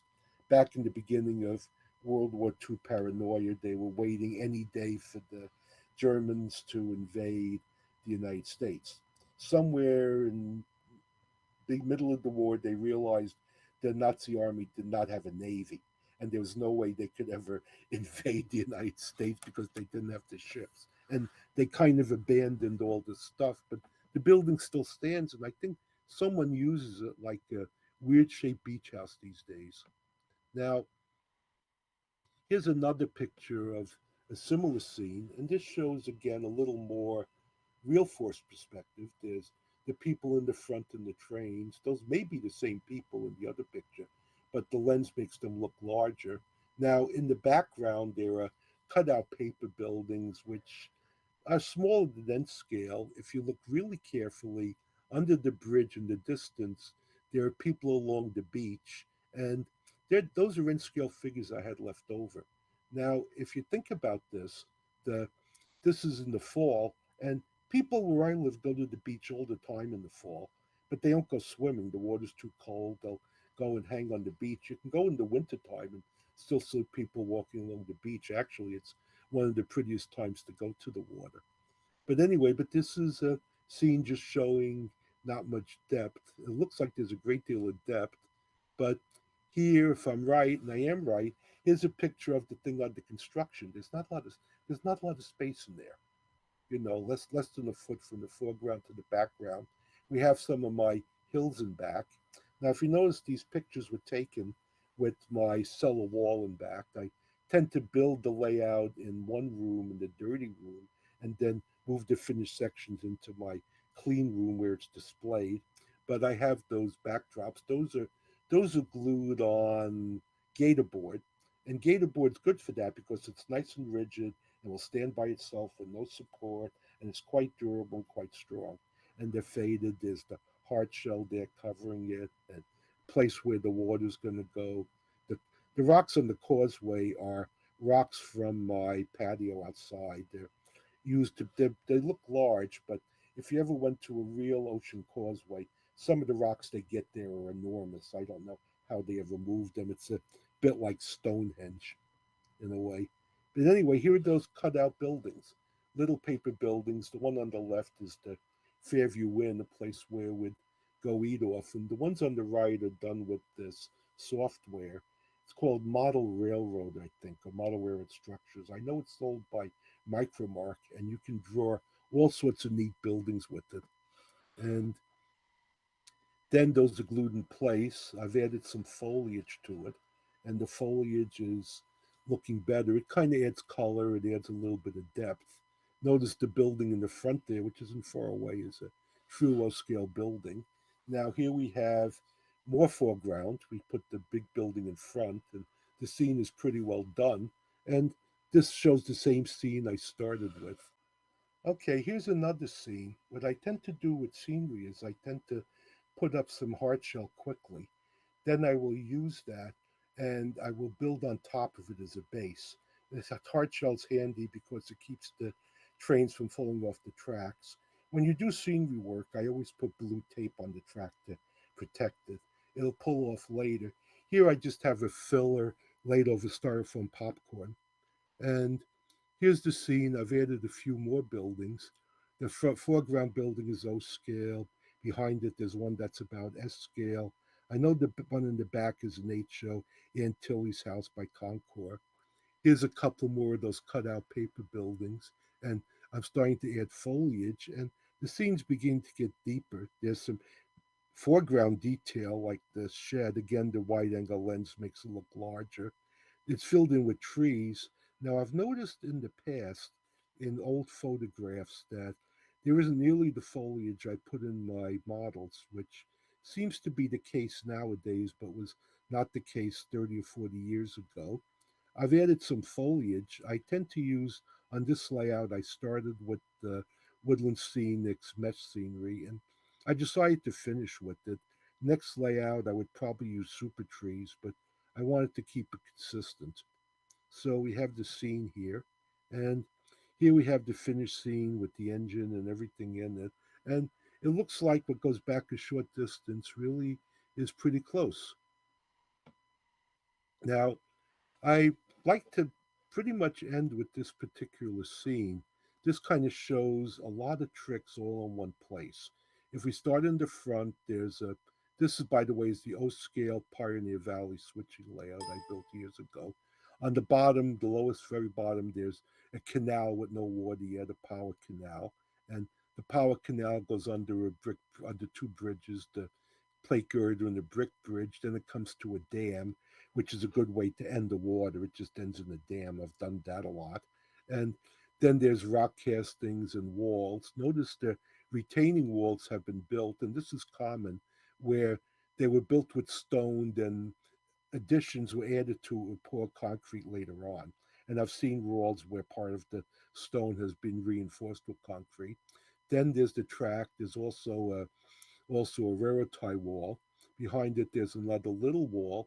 Then there are O-scale plastic building structures for the industries. Behind it, there are HO and N-scale buildings, and behind that, we have my mountains.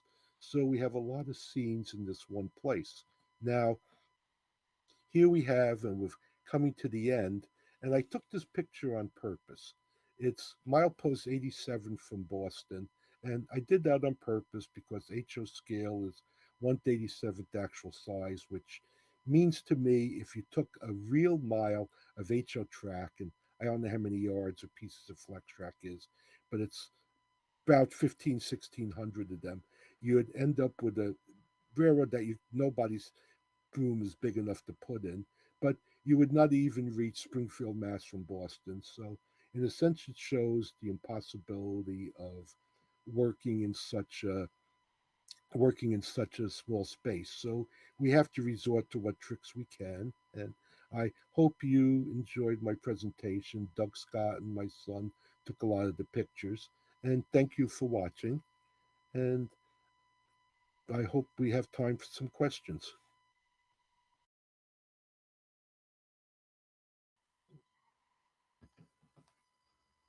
Okay, back after an interesting video by Mike. We certainly saw a lot of interesting techniques that can be used for any layout, regardless of scale, size, whatever. And putting some of those tips and tricks to use would certainly enhance your layout. I've got a couple questions for Mike. Nobody chimed in the chat, so you're stuck with my questions. I know you've been involved in the model railroad press for a number of years, Mike, and seen pictures of various layouts and scales, mostly HO. How big were your HO layouts that were in the press? Do you recall? Okay, the HO layout was about 5 feet wide and about 12 feet long, but it was a weird shape thing, and it had hidden tracks and closets. It wasn't that large by HO standards. Yeah, and then certainly the photography of it, using what you've talked about, it made it seem a lot bigger than it Hmm. was.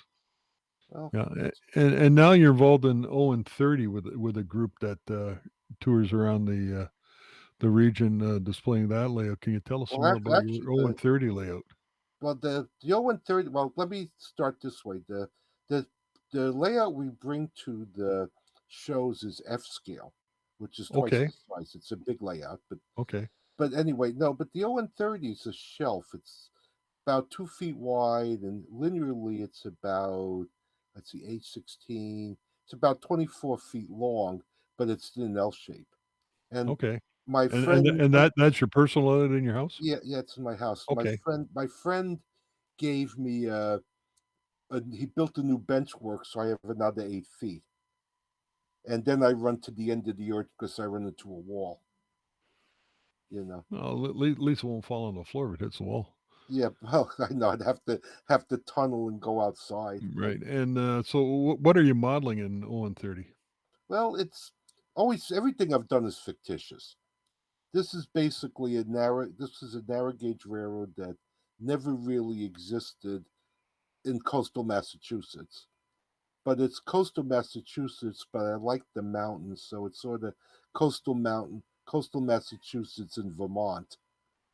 It's it's kind of like my own little world. But the one thing I Well, do is I that's what use model railroading is, your own little yeah, world, I right? use names and locations from real places around here. Okay. Because I moved here about a dozen years ago, and you may as well love the one you're with. You know. Right. And you said the show the layout you take to shows is F scale. Can you tell us a bit about that one, please? Well, that started with a group of people. We were working on we for a while we all did commercial railroads together, and we decided we'd build something. And it always seems to me it's good to do something different. Like you can go to shows and not to sound disparaging, but there are a zillion HO layouts at shows. Some of them are beautiful. I'm not trying to say you shouldn't do that, but we want to do something different. And as we started doing the large scale, we found that it was really ideally suited to exhibition shows because people can stand 2 or 3 feet away and actually see the things. The stuff is durable. It requires very little maintenance. We could actually almost leave the layout and we have done this. We've pretty much left it in a container over a year and took it out and pretty much just plugged it in and ran it. Just from the weight and size. And you can build all sorts of incredibly detailed things. And Yeah. it's a different thing. I think one thing that's fun with different scales is they all have their, I don't know, good points.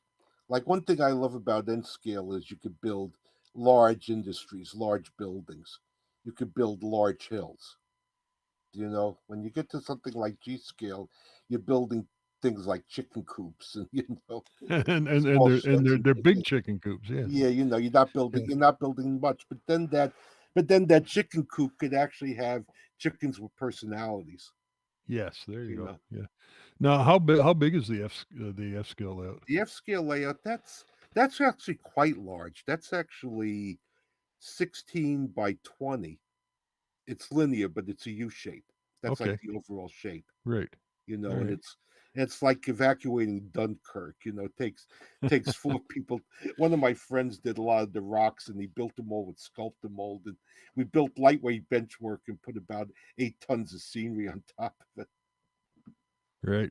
Yeah, but Excellent. it's a nice layout. That by the way is at that West Springfield show we talked about. Yes. Well, we'll hope to see it there next year when we get down. Some comments and questions have finally popped up. Andy Ambrose says, "Gorgeous modeling photography." Thank Human you, Andy. City Junction says the colors are really nice, and we're all speechless, so no questions. And then he's asking, what scale is F scale? Is it between S and G? Okay, F scale is, well, we start with what they originally called number one gauge track, known as standard gauge. I believe the gauge is 1/5/8. And there have been a number of different scales of equipment that have run on that. And F scale is, I don't know if Bachman devised it, but basically that number one scale track is scaled to be 3 feet across. I think the ratio is 120.5 to 1 or 122.5. They give you you can buy scale rulers. There's a company called Rulers of the World that makes rulers in any scale you can imagine. And nominally I build a lot of stuff to half-inch scale, but that's a bit oversized. And it's called F scale because they had to call it something. You know. Yeah. Another question. You had a picture of a wood retaining wall. Was that built in place on the workbench and then added to the layout, or was it built in Well, place on the? I'd like to. That was built on the workbench. What I would do is I'd cut out a piece of. Well, if you don't know what oak tag is, you know what a file folder is. But I would cut out a piece of cardboard that would fit the space. Then you always paint it black because if you don't, you're going to see the cardboard no matter what you do. And then I just glue railroad ties over that, Okay. and they go quite quickly. Yeah, You and know. look very, very effective as well. Another question: with so much detailing, how do you clean the dust off and keep it clean? Well, one thing I found that really helps with the dust is to be in a room rather than in the basement. It's in the I'm in what used to be a TV room downstairs, so it has a ceiling, it has walls, it has everything else. There's humidity. Every once in a while, and it doesn't take much. Every once in a while, I take a vacuum and put it on the blow mode. So it blows, and I'll put a cloth over it so it blows gently, and I'll just blow things. And it seems like you can get an awful lot of dust before you notice it. The one place you have to watch is never touch any water, Right. Okay. because if you touch the water, you'll see how much dust is on the layout. I know people who use dust as a weathering agent, but it seems to go a long time. Part of it, but that it does not seem to be a problem in a good environment. Also, another thing I could add, this is by the way good anyway for no matter what you're doing, is I have hot air heat in the house, which is dusty, but we installed electrostatic filters, Okay. and that reduced the dust incredibly. It also reduced allergens and things like that. That's probably Well, a good, not expensive household thing to do. all right. Well, that's our question. So thanks very much, Mike. A very enjoyable presentation. We appreciate taking your time to do it. Well, For thank you for those having me. who want to chat with Mike after, excuse me, uh, the breakout rooms, the URLs are in the description on Facebook and YouTube, so you can click on those and go over and talk to Mike there. So thanks Okay. again, Mike. If you Appreciate want it. to, if And you want to talk to me, you're better off sending me an email. It's just mtylick at Hotmail, and the breakout groups I'll probably never get to. But if you have any questions, by all means, or comments, I'd love to hear from you. all right, very good. Thanks very much. Well, thank you too. You guys have a wonderful day.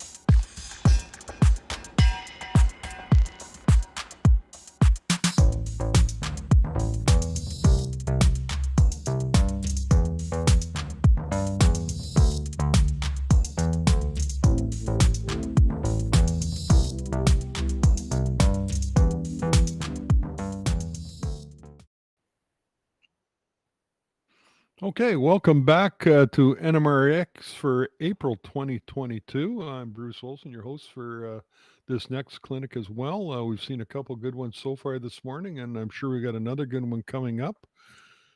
Just reminder, if you're watching either Facebook or YouTube, which is the only ways to watch right now, if you have any questions, put them in the chat or the comments as appropriate. Our next clinic is called car tipping, and this brings up to me somebody going into the yard and tipping over railway cars, something like somebody be tipping cows, but I'm sure that's not what it is, and we'll find out. Our presenter, after growing up in a Pennsylvania town along the Lehigh Valley Railroad and attending college at school in the heart of Pennsylvania anthracite region, he developed an interest in railroads and the mining industry that served the region. He has included or has plans to include many of the region's features on his freelance HO scale layout, the Wyoming Valley, through his research.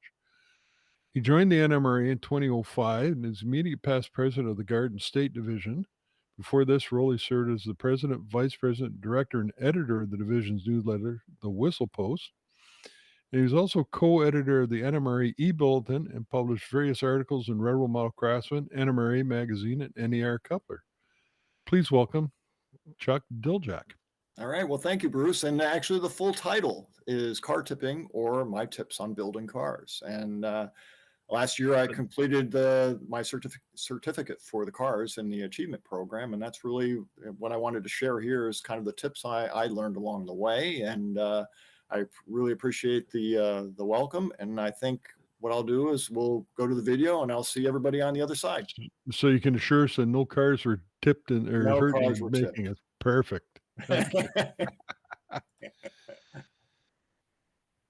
Welcome to my clinic called Car Tipping, or Tips on Building Cars. My name is Chuck Diljak of the Garden State Division. Let me be upfront and say I never thought that I would scratch build cars.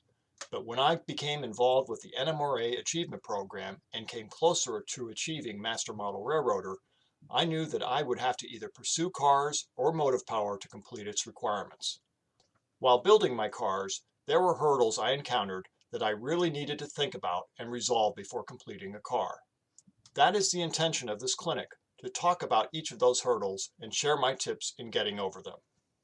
Before I get into the deep end of car building, I do want to spend a few moments on the NMRA Achievement Program and the importance of research and planning. Then I will get into the nitty-gritty of the challenges of brake systems, constructing symmetrical car ends, roof walk supports, bending your own grab irons, scratch building polling pockets, share a few tips on couplers, constructing bolsters, and maybe converting you into a decal applying Glascoatant. The NMRA Achievement Program isn't for everyone, but I do wish everyone would seriously consider looking at the program. The program's goal is to learn more about many different areas of the hobby. It is a way of expanding your comfort zone by pushing your boundaries. As I said in my introduction, I never thought I would scratch build cars, yet I did, and I owe it to my participation in the Achievement Program. It is a confidence builder, it challenges, and you learn from it. Let's review the requirements in the cars category of the program. You have to construct 8 super detailed cars.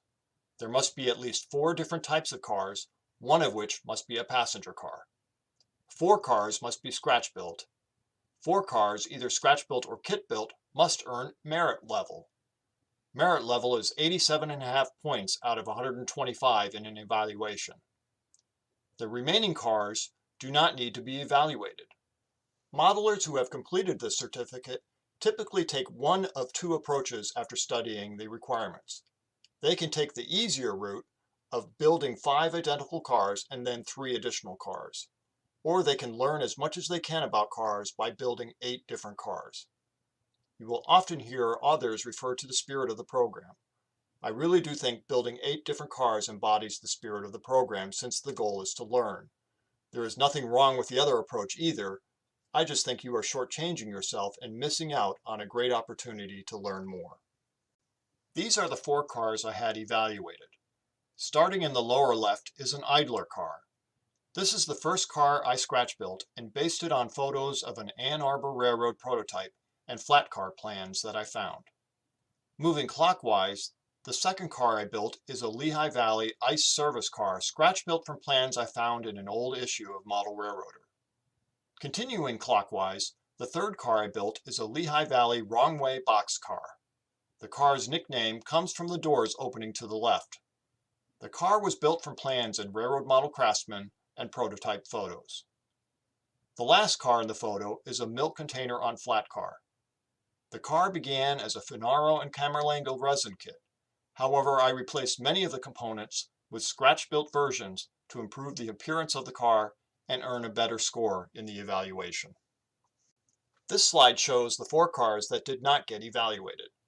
Starting in the lower left, I super detailed an IHC wedged snowplow by replacing cast-on grab irons and stirrup steps, replacing the cast-on brake system with individual castings, and adding many other details to improve the model. Moving clockwise, I built a Finaro and Camerlengo baggage car to meet the passenger car requirement. I chose this car because it is only 50 feet long, and I decorated it as a maintenance of way car since I do not run passenger trains on my layout. Continuing clockwise, the next car was a Finaro and Camerlengo horizontal ribbed hopper kit. Because of my interest in anthracite mining, a hopper kit was desired. The last car is actually a group of 4 cars. These are mine prop cars and were scratch built. Mine prop cars carry poles used for supporting the tunnel roofs in a mine. As you can see from all my cars, none of them were similar. And when you look closely, you will discover different brake systems, different underframes, and different challenges to each car. Let's talk a little more in depth on one of those challenges, the passenger car. The passenger car can be a kit, just as I built the Finaro and Camerlengo kit shown here. It can be a drover caboose, which is used for carrying passengers. It cannot be a milk car, since they sometimes ran in freight trains. Before building this baggage car, I thought my milk container on flat car would meet the passenger car requirement. I asked the leadership of the program and they ruled that it does not. But that is okay. It meant I had more learning to do. And it doesn't need to be still used in passenger service, just like my car. I mentioned evaluations in the achievement program. I know most people do not like criticism of their work. Try to get past that and embrace what the evaluators tell you. With that information, you can improve the model and have it evaluated again, or use that knowledge on the next model. Just remember that every model enters the room with 0 points. Your goal is to show the evaluators why your model earns points in each of the categories. The evaluators are looking for ways to reward points, not deduct points. The evaluations cover 5 areas. Construction takes a look at how well the model was constructed. Is glue residue visible? How square are the corners of the model? Is the roof walk level? Are the grab irons aligned and evenly spaced? You can earn a maximum of 40 points in this category, by far the category with the most points. Detail covers the quality of the detail and how much detail you added to the model. Conformity is always the least understood. Basically, does the car follow prototype practice? You always hear the expression, there's a prototype for everything. Here is your chance to prove the car did exist, or could have existed, with documentation including prototype plans and photos. Finish and lettering covers the painting and decaling of the model. A model does not need to be weathered to earn all 25 points in this category. Scratch built covers the amount of the model that is scratch built, and how difficult was it to scratch build. A car needs to be 90% scratch built to count as a scratch built car. However, commercial parts, such as trucks, couplers, brake system components, lighting, and wheels are exempt when determining the level of scratch building for a model. This chart shows the point range for each category. I also show the merit level in each category, which is 70% of the points as a baseline. But note that it is only the total score that matters when determining whether a model earns merit or not, with at least 87.5 points. After building my cars, here is my advice to you. Build the cars you want to build. There is no better motivator than to build something that you will enjoy building. And if you are a beginner in the car building arena, start with the simplest car. My idler car was my starting point. Basically, it was a flat car with different types of details applied. There wasn't a car body. I expected it to score lower than the other cars because of its simplicity, and that expectation was met, and it still earned merit. Learn from building each car, and use that new knowledge in the next car and the car after that. Leave the passenger car to later after building up skills. They are generally more complex with its braking system, roofline, and car body. And above all, take your time. If you get frustrated, walk away and come back later with a fresh and better attitude. The one aspect of this hobby that I have come to really enjoy is the research. I love the hunt for information that is rewarded with a great find. Today, there is more information available than ever before. You just need to know where to look for it. The first place I looked was a set of books recommended by a friend. This is a series of books that contain republished articles from Mainline Modular. The books contain a lot of plans for various types of cars. I used at least one of the plans I found for one of my cars. There is a series of books called Train Shed Cyclopedia. A friend of mine gave me these two books after realizing that building cars was not going to be possible for him. The books do contain plans, but they may not be complete plans. What I found useful is the drawings inside provided a lot of insight into the braking systems. One of these books contained plans for the Finaro and Camerlengo horizontal ribbed hopper car that I built. It gave me insight into how the brake system was installed. John White wrote a series of books on passenger and freight cars. I did not know of these books when I built my cars. However, a friend of mine used them to construct a passenger car as part of his car's certificate. The Model Railroad Press can also be a great resource for plans, especially older issues. A good example is this article, which contained plans from an issue of Railroad Model Craftsman in the year 2000. Join a historical society if you have a strong interest in a specific railroad. You will likely be interested in the equipment your railroad ran and have a desire to build cars that it used. You will not find a better place for information on that car. The internet is also a great resource. You will find Facebook pages and groups dedicated to various railroad subjects. You will discover blogs and websites maintained by modelers detailing how they built different cars. And there are internet resources for the historical societies mentioned before. For example, I found this photo of a Lehigh Valley wrong-way boxcar as part of an online article. Unfortunately, the author's name was not included in the article. How did I find it? Google. Google is your friend. The key is to learn how to use keywords and keep the number of keywords to a minimum to focus your search. Before I move into the planning subject, there is one more resource to call out. In the early 2000s, Ted Cullotta wrote a series of articles for Railroad Model Craftsman called Essential Cars. While the articles were great, he often had sidebars that focused on how to model something specific. Here's a list of the ones I thought were the most useful for me. Many of you that are active in the Railroad Prototype Modelers movement likely know of Ted. He is the owner of Speedwitch Media, a resource for publications and models devoted to railroad prototype modelers. Ted also has a great blog at prototopics.blogspot.com that discusses many of the cars he has built. Now that you have done your research, it is time to plan how to build your model. For myself, I found that if I had great information and a great plan, it will result in a great model. That does not mean I did not call an audible while building a car. I sometimes did, but I tried to keep that to a minimum with planning. To have a good construction plan, you need a good drawing. Often the plans in the books and magazines are good, but I struggled with using only these plans to build a car. I needed to visualize and determine what each part for the car would be made from. To do that, I drew my own plans, identifying the materials I will use as I drew it.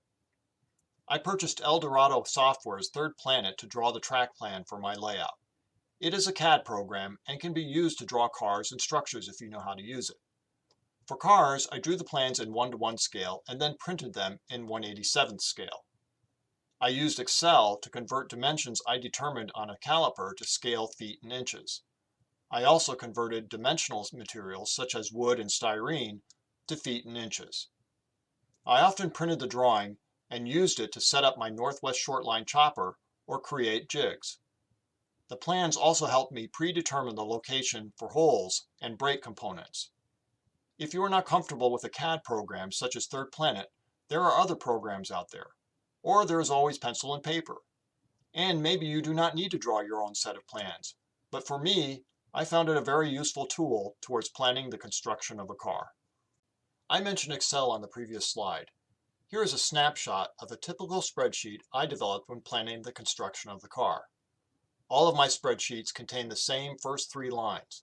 They are conversion formulas that convert actual measurements to scale feet and inches and vice versa. What is highlighted in yellow is information entered by me and the rest is calculated. Depending on the known measurement to the part of the car, I will copy one of the first 3 lines to another line, such as the car length or width in scale feet and inches. I want to know what it is in actual inches so I can set my caliper to it. The next group of items are many of the common dimensions of evergreen styrene that I often used in the construction of my cars. After converting the measurements to scale feet and inches, I can use that information in Third Planet to draw them. Now let's get into the fun stuff. I want to talk about the various hurdles I encountered in building cars and my tips to clearing them, beginning with the brake systems. Brakes were my largest hurdle since I knew nothing about them. All I knew were the 4 parts that came inside shake-the-box car kits: the cylinder, triple valve, reservoir, and brake wheel. I did not know anything about the piping, levers, and rods that connected all of these components. It turns out it really isn't all that difficult to understand or build. When I constructed them for my models, I built them in layers, and I will show you how I did that in a few slides. But first, let us talk about the brake system, what is available to construct the brake system in HO scale, and the various types of brake systems. First off, the brake cylinder has a pointed end to it where the piston rod extends. This end usually points to the end of the car that has the brake wheel, and it is usually on the same side of the car as the brake wheel. Because the brakes are not typically seen in cars on the layout, many modelers choose not to model them. Why build something you cannot see? One reason is that you need to model them if a car is being entered into the achievement program. But I think what I like most about building the brake systems is learning about them. As I said before, it is something I would have never learned about if it was not for the achievement program. And by building various types of cars, I learned about the K, AB, and UC brake systems, which I will cover in this clinic. If you are working on cars for the program, remember that the brake components are not included when determining the level of scratch building. The one important thing to consider is the truck swing when installing the brake systems. The curves on our layouts are a lot tighter than the prototype. As a result, the trucks need more clearance on our models. There are a pair of rods that can interfere with truck swing, and you may need to adjust the rods. Before we talk about the various brake systems, let me talk about the components you can purchase for your cars. KD makes a variety of brake wheels in a variety of colors. Not all brake wheels are available in each color, but since I am painting my cars, that was not an issue for me. You need to refer to the prototype photos and drawings to determine which brake wheel was used for your car. Tichy has a set of turnbuckles that I used a lot for my cars, but I did not use them as is. Instead, I clipped off one end of the turnbuckle to create a clevis, which were used for connecting rods to levers and other components. I also used Tichy's bronzed wire for the retaining valve line, brake line, rods, and the air lines connecting the brake components. I also used evergreen styrene rods for the brake line and for creating a T to connect lines. Styrene strip was also used for fabricating the brake levers. I found Campbell's chain to be fine enough to be used for the handbrake system, and I sometimes use Detail Associates eye bolts to connect or support brake parts. So let's start talking about the various systems, beginning with the K-brakes. The K-brakes are the simplest system to install. This is because the cylinder, reservoir, triple valve, and dust collector are all part of the same casting. Outside of that, you need to install a retaining valve, brake line, brake hoses, levers, and rods. In addition to some of the parts listed in a prior slide, I like using the Tichy K-brake sets. You will note that there are 2 versions of the K-brake system. The first set is the regular K-brake known as a KC or combined brake. This has all the components combined into one casting. The second set is the split K-brake known as a KD or detached brake. This system separates the brake cylinder from the reservoir and valve and is often used on cars where there are space restrictions. The last item listed is the air hose and angle cock from KD that I use for all of my freight cars. This is the underside of the Lehigh Valley wrong way boxcar. Directly in the center is the K-brake with the dirt collector, triple valve, reservoir, and cylinder. Note that the cylinder on the right-hand side points to the B end of the car. A handbrake line connects the cylinder to the handbrake. You will also see a pair of levers on either side of the K-brake on the center sill. Rods with clevises connect the levers to the K-brake and the trucks. What can be barely seen is the brake line running the full length of the car. On every car, the brake line has to pass through or over the center sill so that it is on the same side of the car when looking at either end of the car. When looking at the end of the car, you can see the handbrake line is converted from a horizontal motion under the car to a vertical motion on the end of the car with a bell crank. You can also see the retaining valve line extending up from the bottom of the car to the valve behind the brake wheel. As I mentioned, there are instances where a KC brake, where all of the brake components are combined, will not fit in the space provided on a car. An example is hoppers. So the KD version was created where the brake cylinder is separate from the other remaining components. A pipe connects the brake cylinder to the other components. I replaced the clevis cast into the end of the cylinder with the modified Tichy turnbuckle because I needed to orient it differently. On this hopper, the lever connected to the cylinder is vertical, not horizontal as in the boxcar example. I also added a section of insulation tubing to the valve. This will make the piping connection to the valve a lot easier. The next type of brake system to talk about is the AB brakes. This system became standard in 1933 with new car construction. The new design reduced the slack action that occurred with the K-brake system.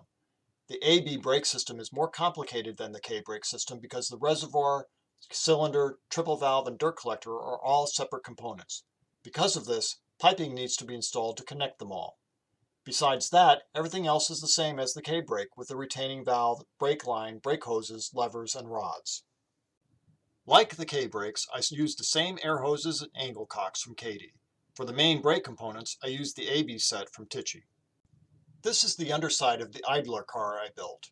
You can see in this image that the reservoir, cylinder, triple valve, and dirt collector are all separate components. You can also see that there is piping connecting all of these components. In this example, the levers were inserted into slots of the center sill. But if you compare the location of the levers and rods connecting to the brake cylinder, they would be identical to the wrong-way boxcar shown earlier. Another thing to note is the brake cylinder is pointing to the end with the brake wheel and is located on the same side as the brake wheel. The last brake system to talk about is the UC brakes. UC brakes are generally used on heavier and longer cars such as passenger cars. They require more and larger air reservoirs for braking action. The one thing you will notice that is different in the UC brake system versus AB brake system is the slack adjuster. The slack adjuster equalizes the brake application the full length of the train, eliminating severe slack action. Without it, cars closest to the locomotives build up air pressure quicker than cars farther away, resulting in slack action. The other thing that complicates passenger cars is there are two additional lines that travel the full length of the car in addition to the brake line. That is the signal and steam lines. The steam line is by itself while the signal line joins the brake line. At some point in the length of the car, the signal and brake lines need to cross each other so that they end up in the same position when you look at either end of the car. They also cross from side to side. The steam line also crosses from side to side. While I did not need to reference the article for my passenger car build, I did note the April 1995 issue of Railroad Model Craftsman as a good source for detailing the underbody of a passenger car. Tichy does not have a UC brake system set in its product offering. Instead, I used a brake set from CalScale, which does not include a retaining valve or dirt collector.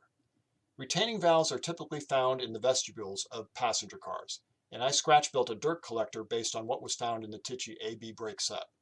CalScale also produces air, steam, and signal hoses, plus I used an Ajax-style brake wheel housing, and bell crank for my passenger car. This is the underside of the milk container on flat car.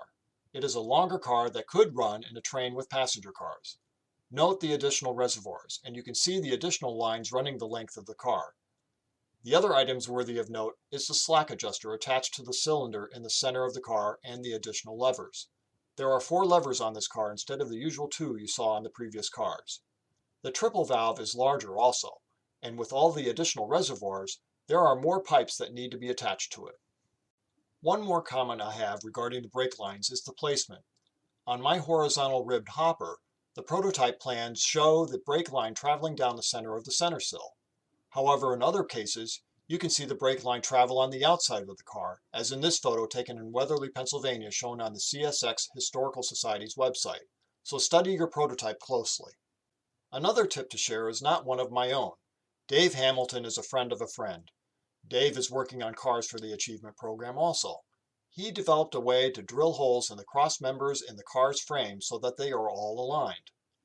Dave inserts a piece of piano wire into the chuck of a slow-speed drill. You can also substitute a pin vise with the piano wire and insert that into the chuck. Slightly flex the piano wire as you start to drill. Believe it or not, that piano wire will drill a hole. Then you continue by drilling a hole in the next cross member. Since the piano wire is still in the first hole, the second hole will be in alignment, and so will the remaining holes. Let me take you through the steps I took to install a UC brake system on my baggage car. Think of installing the brakes as layers. You begin with the layer closest to the car floor and work your way to the components farthest from the car floor. This process will be similar to the freight cars earlier, except the baggage car will have more reservoirs and pipe connections. And since this car is shorter than most passenger cars, there are only 2 levers, like the freight cars shown earlier. The first step is to mark which end of the car is which. You can see the left end of this photo is marked with an A. The right end is marked with a B, but it is not as clear in the photo. This car was a kit and did not include accommodations for installing the brake, signal, and steam lines, so I fabricated hangers from styrene strips and pre-drilled holes in them before installing. I also used piano wire to make sure the holes were aligned. I also needed to cut slots in the bolsters to accommodate the 3 lines. With the hangers in place, the next step was to install the 3 lines. Notice the signal and brake lines cross each other in the upper left of the car, and the steam lines cross the signal and brake lines to the right of center in the photo. As a result, when looking at the car from either end, all 3 lines are oriented consistently on both ends. The lines are made from 20 thousandths styrene rod. I also used a bit of 40 thousandths styrene rod and drilled a 20 thousandths hole before inserting it into the brake line as a T connection to the triple valve. The T is barely seen just to the left of the center on the car. With the 3 lines in place, I installed the brake components next. There is also a pipe connecting the cylinder to the slack adjuster in the upper center of the car that I installed prior to mounting it to the car floor. The triple valve is just to the left of center on its own. 2 of the 3 reservoirs are located next to each other near the center of the car. The remaining reservoir is located in the lower left. Before installing any of the components, I pre-drilled holes for all the piping. I drilled deep holes so that I had some flexibility with the piping that is installed in the next step. This is the part I always found to be the hardest. It takes a lot of bending, adjusting, and test fitting. I used 10 thousandths bronze wire from Tichy for all of the piping. I connected the reservoirs and brake cylinder to the triple valve. I also made a connection from the T to the triple valve after installing the dirt collector. Before I show you the next step, you may wonder what the dirt collectors look like, or even the retaining valve. Unfortunately, the Tichy AB brake sets do not provide you with a guide as to what each of the parts are on the sprue, even though most of them are numbered. However, one of the items is not numbered, and that is the retaining valve circled in red. I used 8 thousandths bronze wire from Tichy for the retaining valve line, connecting one end to the triple valve and the other to the retaining valve, wherever it is located on the car, typically by the brake wheel. The dirt collector is circled in green. The next layer to add to the car is the levers. I fabricated my levers from 20 by 80 thousand styrene strip. I also bent lever supports for this car and installed them on the center sill before inserting the levers. One of the levers is connected to the piston rod's clevis on the cylinder. If you need to fabricate the clevis, remember to modify a Tichy turnbuckle as I did here. This step is where I show the installation of rods made from 10 thousandths bronze wire to connect the 2 levers and the rods that run from each lever to the trucks. Note that I made sure the rods running to the trucks will not interfere with the truck swivel. I also modified Tichy turnbuckles for use as clevises to attach the rods to the levers. The final step is to install the handbrake line made from 10 thousandths bronze wire. I made a loop at the end of the long rod, inserted the chain, closed the loop, and soldered it. I also made a small section of bronze wire and followed the same steps for the other end of the chain. Then I glued that small wire piece to the clevis. We have talked about the brake system for the underside of the car. Now let us turn our attention to building the ends of a car, in particular a boxcar or reefer end. The challenge with the car ends for boxcars and reefers is having 2 ends that are symmetrical. In other words, you want both ends to be shaped exactly the same no matter how they are paired together back to back. This is where having a good drawing of your car really pays off. That is because you will have exact measurements of the roof angle, car side height, the height of the car at its peak, and the width of the car. The car end in this drawing shows the basic rectangle in red and the additional peaked roof area in green. The area above the green represents the roof panels and roof walk. Two of the measurements from the drawing were used to create a jig for my Northwest Shortline chopper. I first cut a strip of styrene to the width of the car. Then I cut a wedge from the end of that strip equal to the angle of the roof, in this case 5 degrees. In the chopper, I rotated the wedge 90 degrees so that it is aligned with the edge guide in the chopper, and I used the styrene strip as the stop. Using both, a 90-degree angle is created to hold another strip of styrene at the precise angle to cut the peak for the car end. Let me walk you through the steps of cutting the car end using the chopper.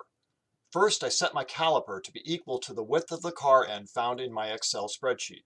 I used the caliper to set the width of my Northwest Shortline duplicator, using it on both ends and rechecking it after both have been set. I slip in the styrene sheet, score it, and snap it. Now I have a long strip that is the width of my car ends and has enough material for both ends. Next, I print a copy of my third planet drawing in HO scale and use it to set up the chopper. This is an example of how I use my drawing to an advantage instead of relying on a scale ruler. I insert the drawing so that the peak of the car end touches the blade tip. I set the chopper's stop at the bottom of the car end and secure it. I insert the strip of styrene I created in the prior step into the chopper and cut 2 pieces from it for use as the ends. The next step is to transfer the center line from the drawing onto the 2 pieces to mark the peak. Mark both sides of the styrene pieces. You can see a mark on the far right of the styrene piece. Incidentally, I took this photo before cutting the styrene strip into the 2 pieces I needed for the ends.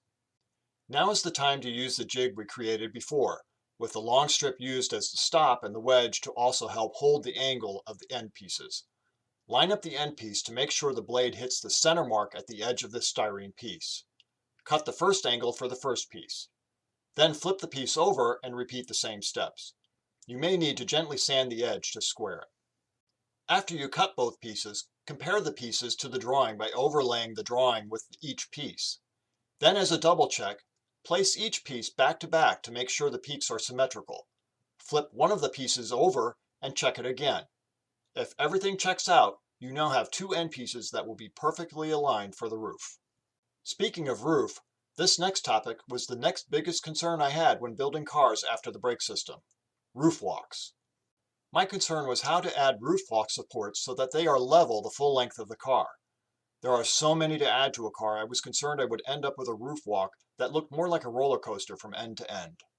Not coming up with a better idea, I decided to gamble with the only viable solution I could come up with. It was a gamble because there was a risk of ruining the car in a matter of seconds. What I did was glue 30 thousandths by 10 thousandths styrene strip to each of the car roof's ribs. For this car, the 10 thousandths is the vertical dimension and the 30 thousandths is the horizontal. Here is what I used in my gamble: a homemade disc sander. I used old hacksaw blades as diagonal supports with thumb screws to hold the table at 90 and 45 degrees. It also has large washers that will hold the hacksaw blades at any angle I need for sanding an object. The rest of the sander is plywood and hardboard with an on-off switch. The motor was found at a surplus store and is a Molen HDM 4050-29 115 volt motor that runs at a slow 50 RPMs. The motor came with a pulley wheel that I glued a larger masonite circle to as the surface for my sandpaper. Micromark and Harbor Freight also carry disc sanders, but I believe they are a higher RPM. So if you have one, just remember it will remove material a lot quicker than my homemade version. Unfortunately, I did not take a picture of one of my cars as I tried this technique. I suppose I did not want any evidence or a reminder if things went badly for me. But to show you what I did, I placed a finished model on the table of the disc sander. If your car already has details on the side, such as doors, ladders, or grab irons, you will need to raise the car so that those items do not touch the deck of the disc sander. You want the car to be at a perfect 90 degrees from the sanding surface, and these items will cause the car to tilt at an angle. I inserted scraps of styrene under my car that raised the car side higher than the doors and ladder thicknesses. Then, while looking straight down the sanding surface, I guided the car to the surface and just kissed the sandpaper with the roof supports until the sanding surface nearly touches the peak of the roof, from end to end of the car. When finished, the roof supports should be perfect wedges aligned with the peak of the roof and provide an even horizontal surface for the length of the car. Next up is a topic I enjoyed a lot: grab irons. We will talk about jigs for drilling the holes for grab irons and bending your own grab irons. BLMA has a brass jig that allows you to drill holes for 4 different sized grab irons, 15-inch, 18-inch, 20-inch, and 24-inch. You can also see that the 2 jigs have slightly different vertical spacing. I use this jig to sometimes drill holes for installing grab irons on my cars, but I also use them to check the width of my grab irons. Tichy also has grab iron jigs, but they are only for 18-inch grab irons with 2 different vertical spacings. The nice thing about these jigs is that there is a guide on the backside that allows you to butt the jig up to the corner of the car, which positions and holds the jig vertically. In some cases, I made my own jigs for my cars. Here is a jig I made from styrene channel stock. I used the BLMA jig to drill the holes in the center of the channel.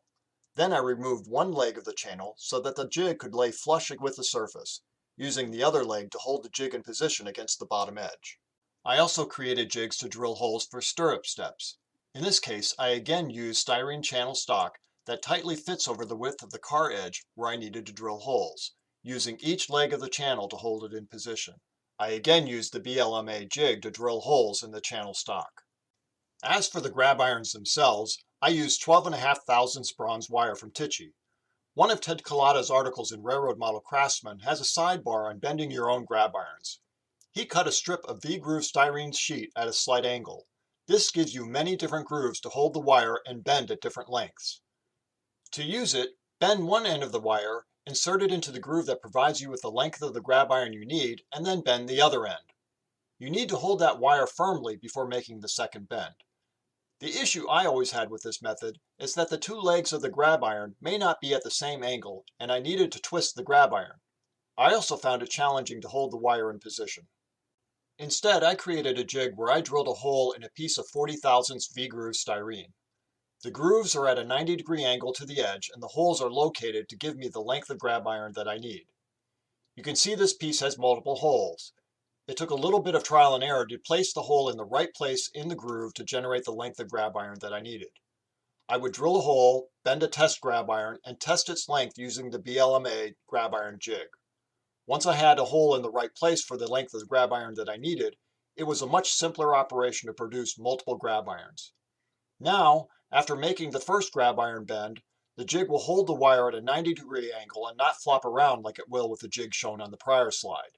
After inserting it into the hole, you still need to hold it firmly in place. You just have to make the second bend in the grab iron at the edge of the styrene. Use a needle nose pliers to finish off the bend. This next tip also came from Ted Collada's sidebar in the Railroad Model Craftsman article. Ted went on to explain how to make a drop step grab iron from a straight grab iron. Ted used a section of styrene as a base. He sandwiched 2 strips of 15 thousandths by 40 thousandths strip styrene between 2 strips of 40 thousandths thick styrene. The space between those 2 strips is the 15 thousandths thickness of the smaller strips. The 2 smaller strips need to have a space in between of at least 24 scale inches to accommodate grab irons of that width. Then, after bending the metal wire into a straight grab iron as shown on the previous slide, insert it into the slot shown in the jig. Ted used a scrap piece of 15 thousandths thick styrene that is not as wide as the legs of the grab iron to hold the grab iron in place. Then bend over the 2 legs. After removing the grab iron from the fixture, I used a pair of parallel jaw pliers to hold both legs of the grab iron and finish the bends. In some cases, you may need to trim the length of the grab iron legs so that they do not show up in the finished model. For example, the legs of the grab irons on the hopper I built would be exposed on the post they are mounted to. So I found a piece of scrap strip wood that is the thickness of the post and the space I want to have between the post and the grab iron. I drilled a hole in the strip wood, inserted the grab iron, donned my eye protection, and used a motor tool with a sanding disc to grind down the length of the leg until the sanding disc hit the surface of the strip wood. When it comes to inserting the grab irons and stirrup steps onto a car, I use styrene strips or strip wood as a spacer between the edge of the car and the backside of the grab iron or stirrup step. Before inserting the grab iron or stirrup step, I dip the legs into a small pool of CA I made in an old water bottle cap. I had several ideas for creating polling pockets, and I settled on using the one I will show you here. The tools I used are a caliper, nail file, and pin vise with a number 50 drill bit. I created a fixture from 1/16 brass rod and 3/32 brass tubing, and the material I used to make the polling pockets is 3/32 styrene tubing. To start, I drilled out the center of the 3/32 styrene tubing with the number 50 drill bit, making the wall of the tubing a lot thinner. Then I cut a short piece of the styrene tubing off, making sure it was longer than what I needed, but not too long. In this example, the segment is nearly 30 thousandths thick. In the end, I want the pulling pocket to be 15 thousandths thick, half the thickness shown here. To accomplish that, I inserted the brass rod into the short segment of styrene tubing. Then I inserted the brass rod into the brass tubing until the styrene rested on the brass tubing. Using the tubing, I can gently push the styrene tube towards the end of the brass rod and gently sand it to reach the thickness I want. I set and locked my caliper to 15 thousandths thick and check my progress until the sliver of styrene tubing slips through the jaws of the caliper. The result is shown on two of my cars, the idler car on the left and the ice service car on the right. Bolsters and couplers need to be addressed back to back since they impact each other. I will start with how I constructed the bolsters on the wrong way boxcar. Again, I referred back to my third planet drawing to determine the materials I will use for the bolster. In this case, there are three pieces. Two of the pieces are shown in green. The first is the base of the bolster that is sandwiched between the bolster and the car floor. The second is the cap to the bolster that is sandwiched between the bolster and the trucks. The red section is the core part of the bolster. Using the drawing, I determined the styrene strips to use for all three components. But it is the red portion of the drawing that needs to be modified. First of all, I cut the styrene strip I'm using for the core section of the bolster and sanded the ends to true it up to the right length. The length is recorded in my Excel spreadsheet and is what I set my caliper to when I checked the length. For all of my models, I had to modify the thickness of the bolster. To do so, I used my homemade sanding disc. I placed a styrene strip against a square and used a section of scrap wood I have that has a 90-degree face to it to push the styrene against the sanding disc. My Excel spreadsheet also has the dimension for the thickness of the bolster core. I set my caliper to that thickness and checked the progress of my sanding frequently. Once the bolster fit the caliper, I was finished. The next step is to taper the core section of the bolster. This taper is needed so that it does not interfere with the trucks. After marking where the angle begins on each end of the bolster core, I placed brass tubing or rods on either side of it, in this case 3/16 inch tubing. The brass rod or tubing acts as a stop when cutting the styrene with a razor saw.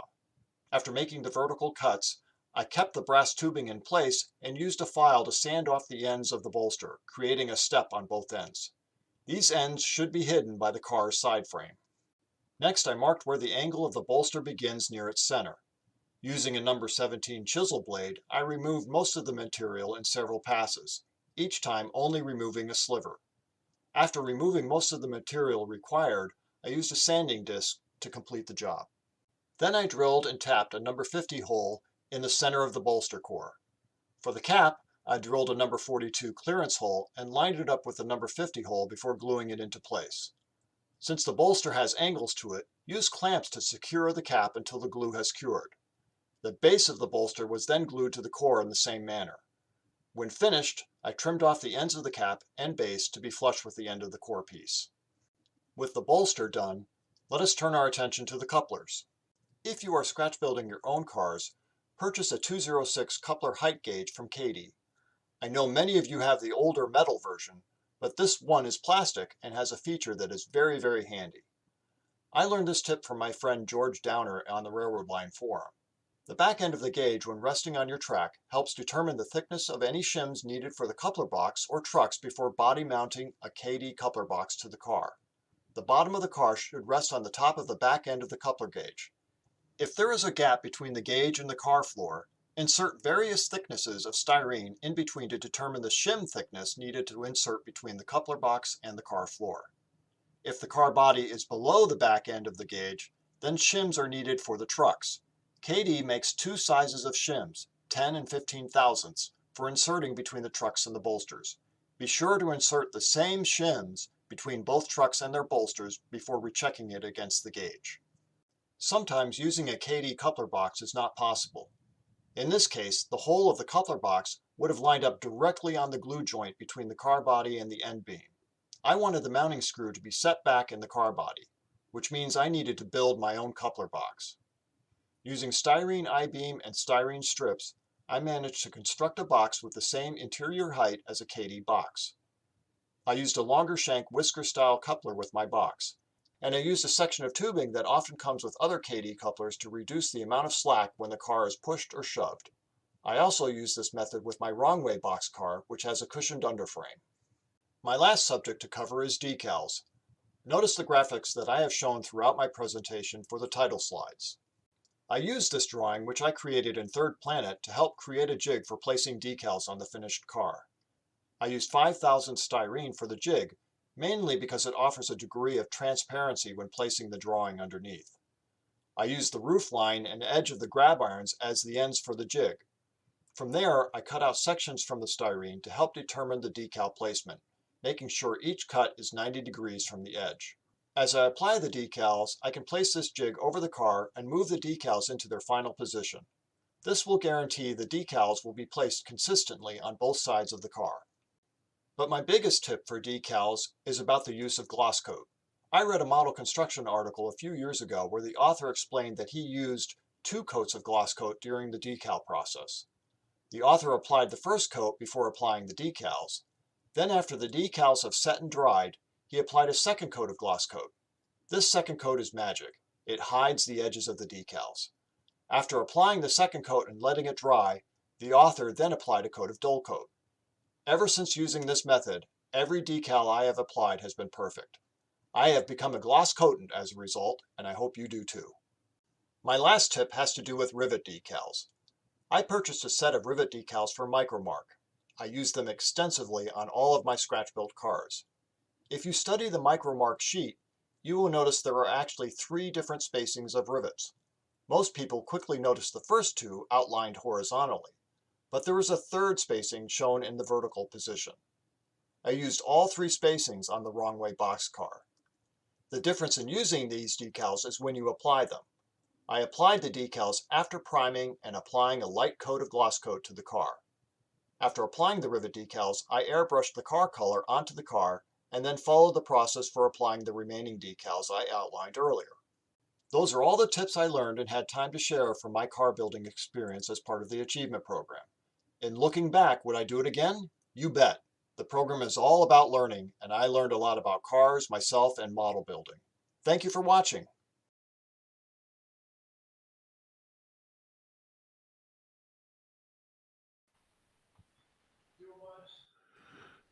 Okay, we're back live in the studio, as it were. In my case, in my living room, and our friend is in a vacation house somewhere. But thank you very much for that presentation.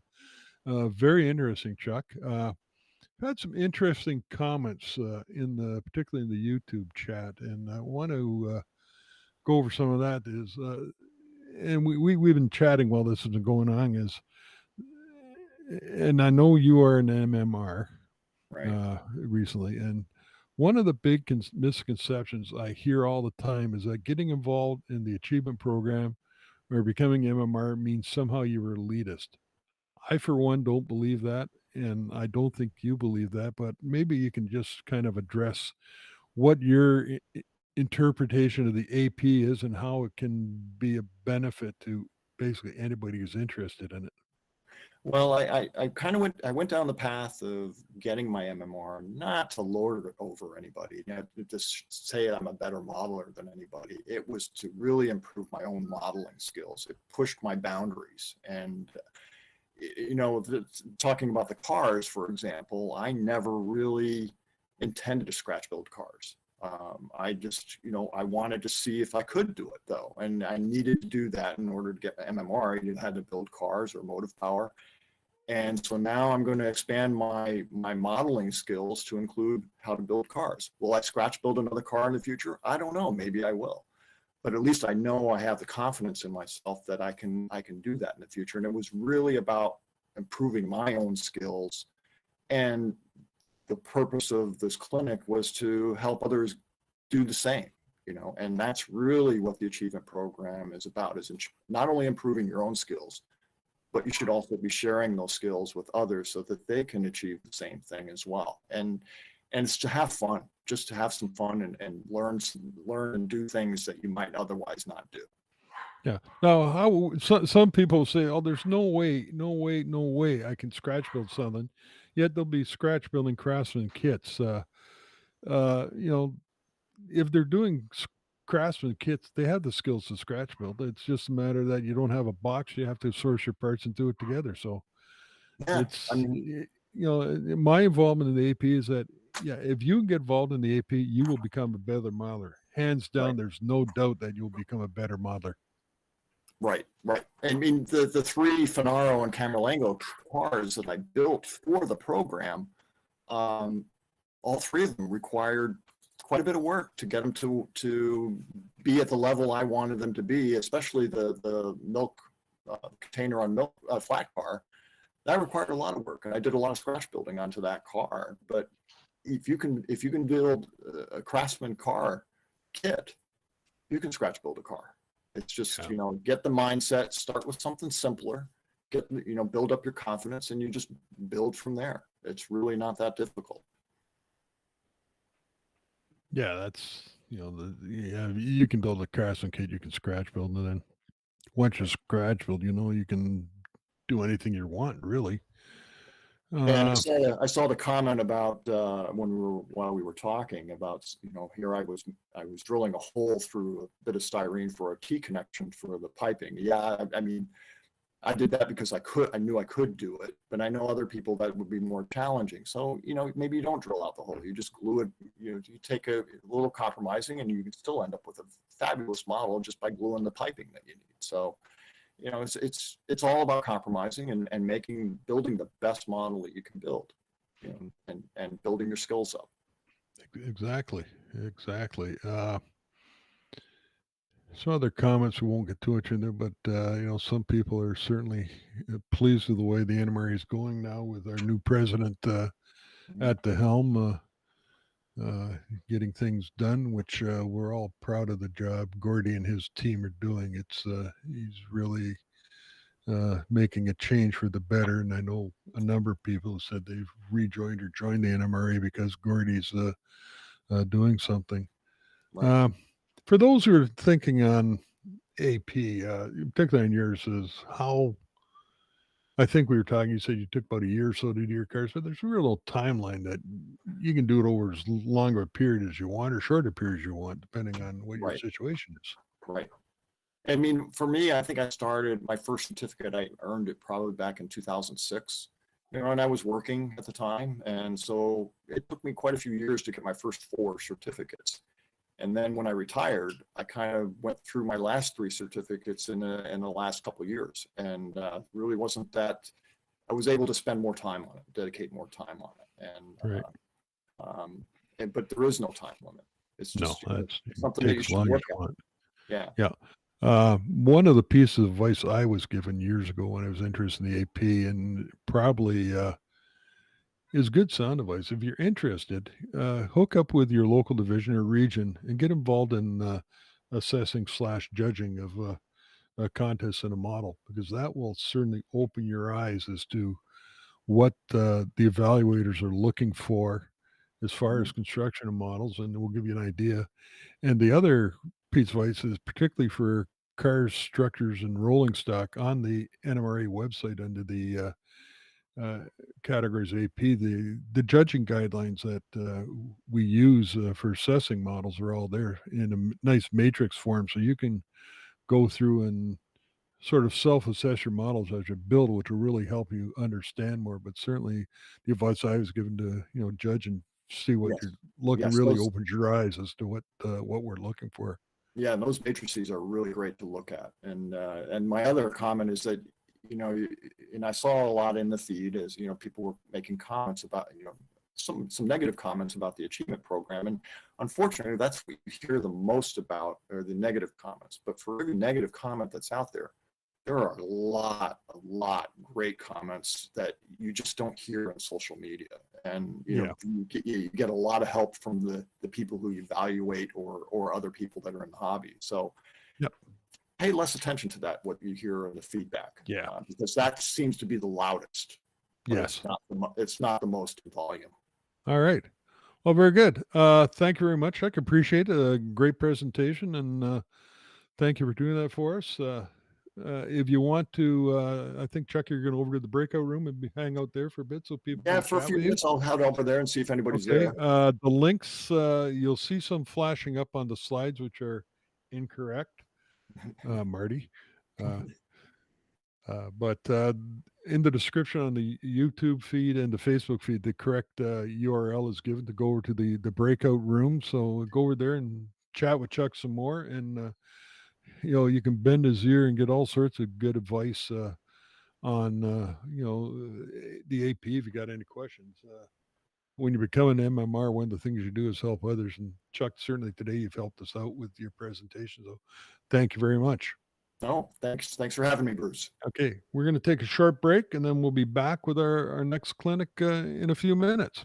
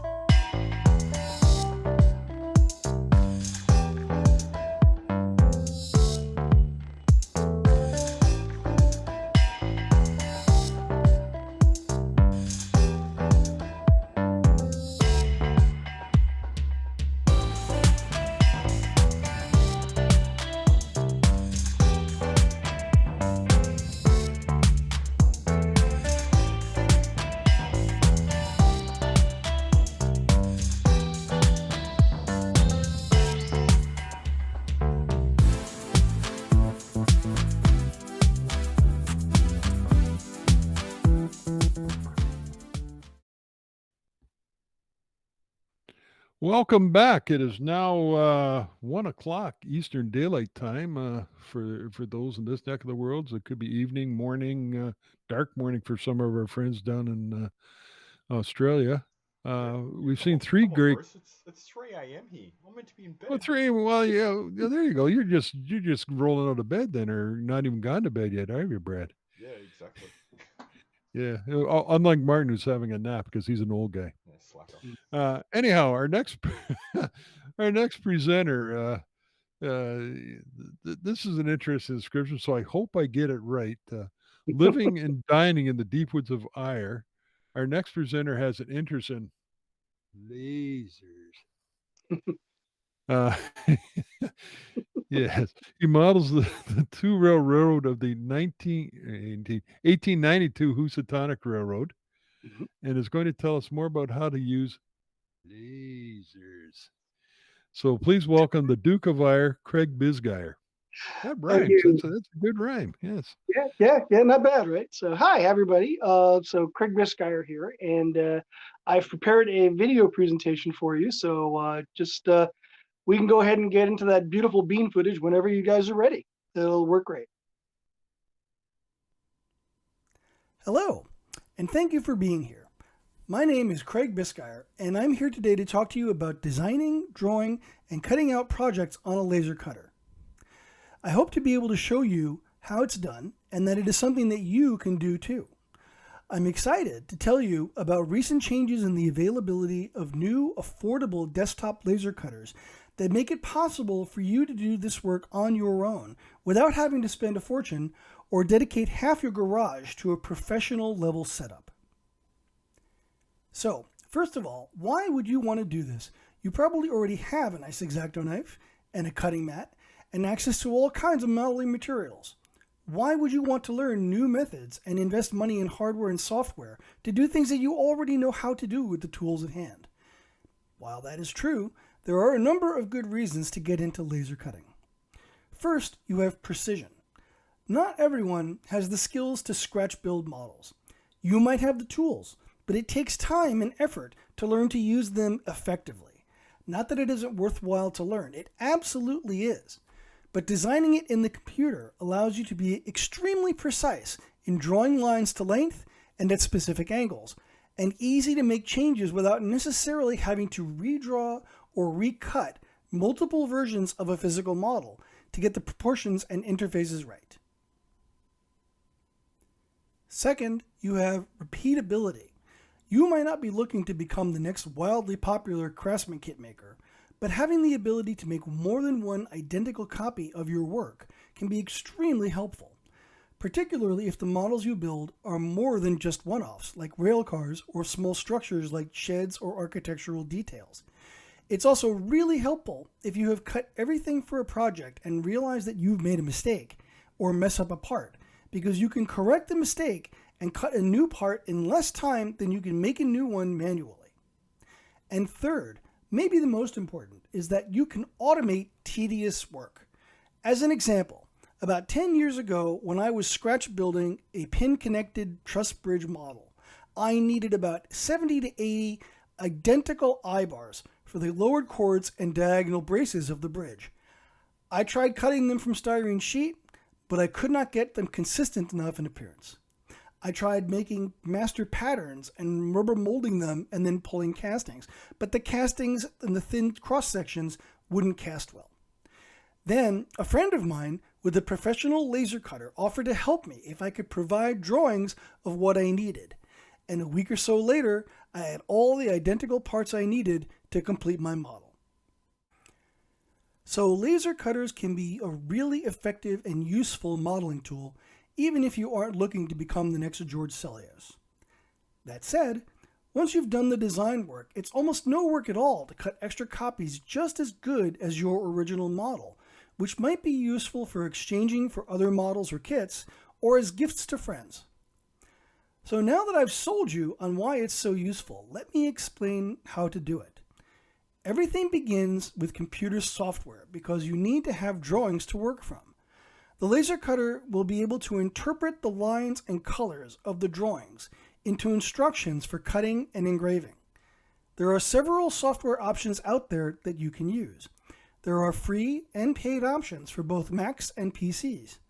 I use an older version of CorelDRAW, but you can also use Adobe Illustrator or even free options like Inkscape or GIMP. They all work similarly to create the types of drawings we will need to feed the laser cutter. Most, if not all, drawing software will allow you to import a drawing or photograph into the program that you can use as a background or layer, and then draw directly over it on a different layer. If you can scale the drawing or photo to the size you want the finished model to be, you can just draw over the image and your design will be in scale. You can also choose to enlarge or shrink a drawing before cutting it to get the image to scale. As a rule, lines that will be interpreted as cuts will be very thin, usually 0.003 inches or thinner. Any line wider than that will be interpreted by the laser as an engraving area, which can be useful. We'll get into that in just a bit. While lines are interpreted as cuts, it's possible to use lines to make only partial cuts in the material that you're using.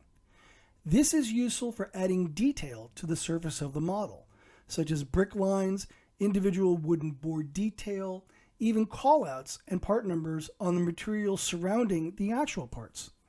This is done by assigning different colors to the lines, which will correspond to the different cutting speeds and power levels used by the laser cutter when the drawings are interpreted. You can also stack the order of operations the laser will perform operations in by using different colors to control when certain cuts are made. The colors and their meanings I'm about to share with you are somewhat standard among different companies that do laser cutting in our hobby. But be aware that some may do things differently. These are the colors I was instructed to use by the companies I've worked with in the past. But if you contact someone else to do your cutting, you should be very careful about getting a key to what the different colors mean to them before sending your artwork out. Full depth cuts are generally represented by red and blue lines. Why two different colors? Because separating them into two groups gives us the ability to set the order in which the cuts are made. The interior cuts, in red, are done before the blue lines are cut. The blue lines represent final or exterior cuts, cuts to be made after any other interior cuts or engraving is done on a part. But why is that important, you might ask? Well, let's say that you're cutting the side of a house. The model has a series of window cuts inside the perimeter of the outside wall edges. If you cut the outside wall first, you risk that the wall part, now free from the sheet of wood, could move around and or warp, which would mean that the laser could cut windows out in the wrong place, the beam could go out of focus and not cut properly, or the part could be blown off of the laser completely and end up incomplete. So we tell the laser, through the colors we use, what cuts you want to make before the whole part is cut out. You draw all of the window openings in red, and then the wall perimeter in blue. And when the laser software interprets the drawing, it will code the program to cut all the red cuts first before doing any of the blue cuts. That covers full depth cuts. But what about cuts of other depths? In models I have drawn, I have used light green as a 50% depth cut and yellow as a 5 to 10% depth cut. The light green is useful for drawing deeply cut lines that don't go all the way through the material, which the user can then choose to complete, such as the opening in a boxcar side for a door. And the yellow is great for embossing surface details like individual boards on a wooden car side. So by choosing the colors, you have control of what the laser does. We'll cover this in greater detail when we get to the section about using the laser cutter software. I mentioned engraving earlier. Let's talk a little bit about that. Both CO2 and diode lasers are capable of doing more than just cutting. I mentioned earlier that any line greater than about 0.003 inches or more in thickness is interpreted as an engraving line. But it isn't just lines. If you use an image as the source instead of a line drawing, the laser software will code the program to move the laser back and forth over an area at varying power levels to char or burn away part of the material to leave a monochrome representation of that image on the work. It can work with both grayscale and simple black and white images. Either way, you set the power and speed to produce the look that you want, and the laser varies the power as it burns to char more or less of the surface, leaving a copy of the image. This is useful for lots of things and makes the laser cutter much more versatile, as you will discover through watching YouTube videos. But for modeling purposes, this feature could be used to engrave signs for structures or burn in detail on architectural parts. Have you ever seen the really neat rotten brick sheets available from Monster Model Works? Well, that's how they do it, through an engraving process. Clever folks will see how very quickly how they could use this feature to really extend the usefulness of this tool. I'm not going to cover the actual mechanics of how to draw. Suffice it to say that each individual software package has tools to let you draw lines to specific lengths and at specific angles. And thanks to YouTube, there are all kinds of tutorials on how to do these things in better detail than I can explain. So choose the software you want to use and then learn how to use it. The learning curve isn't too steep, and you don't have to learn a lot to be able to draw decent models for laser cutting. Also, it might be important to choose a drawing program that saves graphics files in a format your laser cutter can read directly. There are workarounds for this, but being able to go directly to the laser is very helpful. But there are still some tips and tricks about drawing I can let you in on.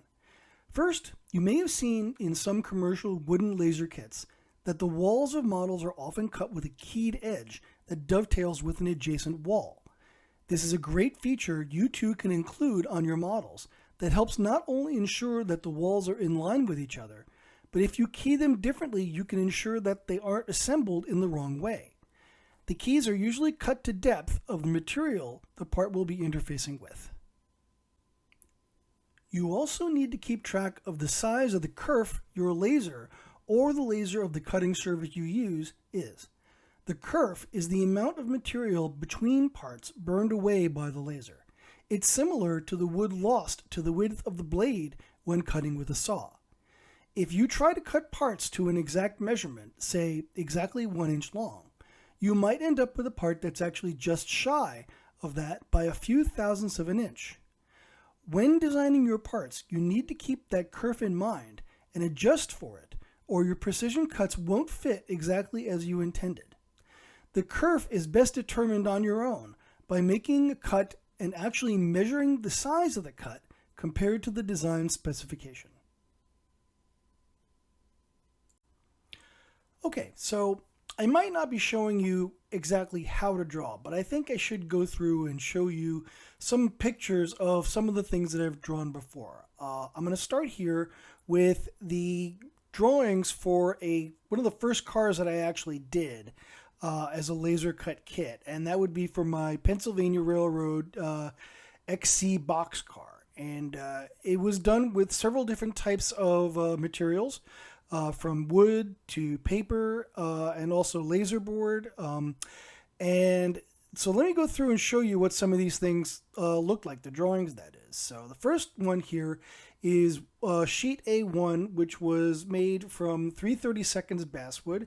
And you can see here that the frame for the car is all done here and shows you the frame of the car and also the carlins that were on top there to make up the top because they were from the same thickness. Drawing A2 shows the car sides also from 3/32 basswood, and this is the keying that I had mentioned earlier, so that this will interface with the next piece, which I'll show you on sheet A3. Also note that I have the cuts here that if you wanted to, you could finish these cuts out and open this area for a car door opening. It gives you the choice in this case if you want to actually do that or not. A3 includes the two car ends, which you could notice here would actually, like I said, key with the sides in order to make that a very strong part. In fact, I've dropped these and never had a problem with them actually, breaking or anything like that. A couple of other things that are on this is the bolsters that, again, key in with the frame, and also the needle beams, which on an early car are the beams underneath the car running across the ways, and that the queen posts are attached to. That's, of course, what holds up the truss rods under the car. So that's it for the 3/32 wood parts. And then we go on here to some very thin stock, which was 1/64 model aircraft plywood. And what you see here is the two car sides that'll be the skin that goes over that car core I just showed you. You can see here use of the different colors. There's the blue line on the around the outside, which is the final cut, and then you have the full cut, depth cut red lines here. Yellow lines, which are the engraving for the individual boards on the car side, and then green lines here, which actually are here to cut out, but not all the way through. This would be a halfway cut in order to identify where the door is. You can also see on here there's a number of small holes in red, which would be small places where wire grabs and other things would go through on the car side here. The next page is again 1/64 plywood, and it shows the floor of the boxcar with the holes to accept the truss rods and the roof. So both of these make up part B2, and then B3 again is 1/64 plywood, has the two car ends, and again with holes for different things, the grab irons and other things like that. But we also have some things on this sheet like some washers for the trucks, the end beam platforms. This car had beams on the ends that were exposed, and a couple of other things like the brake platform and a brake lever. So those are all parts that came off of the plywood. We also had this, which is a laser board car part, which would have the running board on it, and the side fascia pieces and the end fascia pieces that go around the top of the car or just underneath the roof, plus a couple of brake wheels that we included. Drawing E is 1/32 basswood, not plywood, but this is different accessories that go on the car. These are ladders and the rungs for the ladders. These are the stiles and the rungs. There's also down here a jig, these 4 cuts here, which these would fit into and let you hold them in place while you glue the rugs in. And then these are the door tracks that would go underneath the doors. And here's an example here of engraving. You can see that these pieces here, these last 4, go from lighter color to very dark. And the idea here was that the laser would go through and engrave these parts deeper and deeper so that these parts would be full thickness. But as it got closer to the end of the door track, they would become very thin. And you can see here where the upper door tracks kind of mimic that and start getting narrower and narrower until they get to the very end here. There's also a grab iron bending jig built in down here with instructions in the kit that tell you which holes to use in order to bend the wires in order to fit into the different holes. And finally, there was cardstock that we use in order to make the door guides, which are up here, which went on the doors, and also corner irons, which we made out of paper in order to represent metal. And in fact, you can use paper very effectively to emulate metal parts on cars, which works out really well.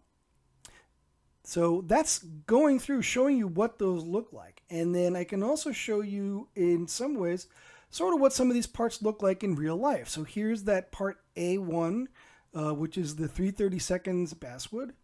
Part A2, which is the car core sides. Part A3, which is the ends and the bolsters. B1, which is the car sides, which is the 1/64 plywood. B2, which is the floor and the roof. B3, which is the car ends and also these other parts, the washers for the trucks and the end beams. Actually, there's the end beam covers, I should say. This is the laser board part, which had the roof walk and the fascia boards and the brake wheel. The other piece here, which was regular basswood, and you can see here how some of these things were actually, you can see that these are burned down a little bit. so that they get thinner and thinner. There's the ladders and the jig and the grab iron bending jig. And finally, this is a little hard to see, but this would have been the paper, the cardstock, which was used to represent the metal pieces on the car. So that's what a kit would look like, both in the drawings and when it actually gets cut out on the different materials that would go into the kit. There are also lots of tips that you can get from watching YouTube videos about laser cutting. You can find tutorials on how to make flat sheets bendable, how to do all kinds of engraving on different materials, and so much more. Definitely worth checking into, even if you don't plan on having your own laser cutter. Which brings us to materials. As an avid scratch builder, I advocate for a multi-material approach to model building, even when enhanced with laser cut parts. Some things are easily cut on the laser, obviously wood and paper, or cardstock. Laserboard, which is a resin-impregnated cardstock product, is also a great candidate for parts that must be thin in cross-section, but more rigid than cardstock alone. Acrylic plastics are also easily laser cut and can be great substrates for structure models, as well as other desirable items like throttle holders and car card pockets.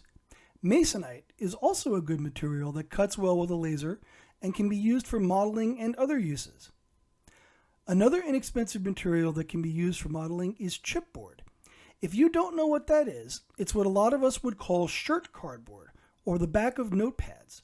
It is relatively inexpensive to buy in bulk, and it's great for testing cuts and shapes. It can also be used in models where the surface will be covered, like roofs or interior walls, and the inside will be supported. Did I mention that it's pretty cheap? And while we're talking about cheap, let's not forget that corrugated cardboard, like from all those boxes we get from Amazon, are great for this use with the laser cutter. It's a practically free material delivered to your door, so why not use it? It can be used for structure shells or even stand-in models, structurally on your layout to make holders and boxes for other things. It's versatile, it cuts easily, and it's fairly sturdy. Unfortunately, styrene plastic isn't recommended for laser cutting. The smoke from it includes compounds that will attack the lenses of the laser and damage them. That said, some people do cut it on their lasers, but I can't recommend that you do so. I have heard that it's also tricky to keep it from melting, but that's probably a matter of discovering the right speed, power, and number of passes to get it right. I have found getting materials to cut can be challenging. Amazon seems like a great option until you realize you're paying a premium price for nearly all laser consumables like sheet basswood or plywood. I found a good price on sheet stock in various thicknesses from an online vendor called hobbylink.com. I am still looking for good resources to order materials from, so I welcome any suggestions you may have. I did order chipboard in a pack of 100 sheets from Amazon at what seems to be a good price. Okay, now we get to the actual cutting part. When I first put together this clinic in 2016, there were few options for do-it-yourselfers. Reliable laser cutters were large, expensive, and needed lots of support in terms of water reservoirs and plumbing for cooling, ventilation to remove smoke, a lot of space, and a lot of work. People buying them were looking to start a small business, making models for sale, or doing all kinds of engraving. Most of us were or are not looking to make that kind of investment. But flash forward to 2022, and now there are small desktop laser engravers available, many of which come in considerably under the $500 mark.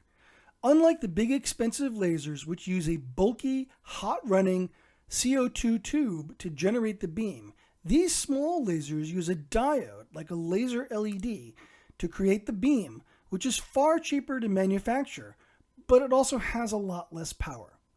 They generally run between 2.5 and 5 to 10 watts, far less than a CO2 laser, which starts at around 40 watts. These diode lasers are marketed as engravers and not cutters, but they will do that job as well, just not as fast. They are also slower than their big bulky cousins.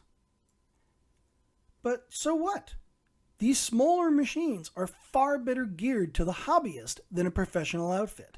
They can be set up on a tabletop in a garage or taken outside to work in decent weather. They are small and easier to store and don't require refrigerating equipment to run. Advances in 3D printing technology in the last few years have made these relatively simple machines possible and affordable. If you don't need to turn out 30 full Craftsman kits a day, one of these machines should work just fine.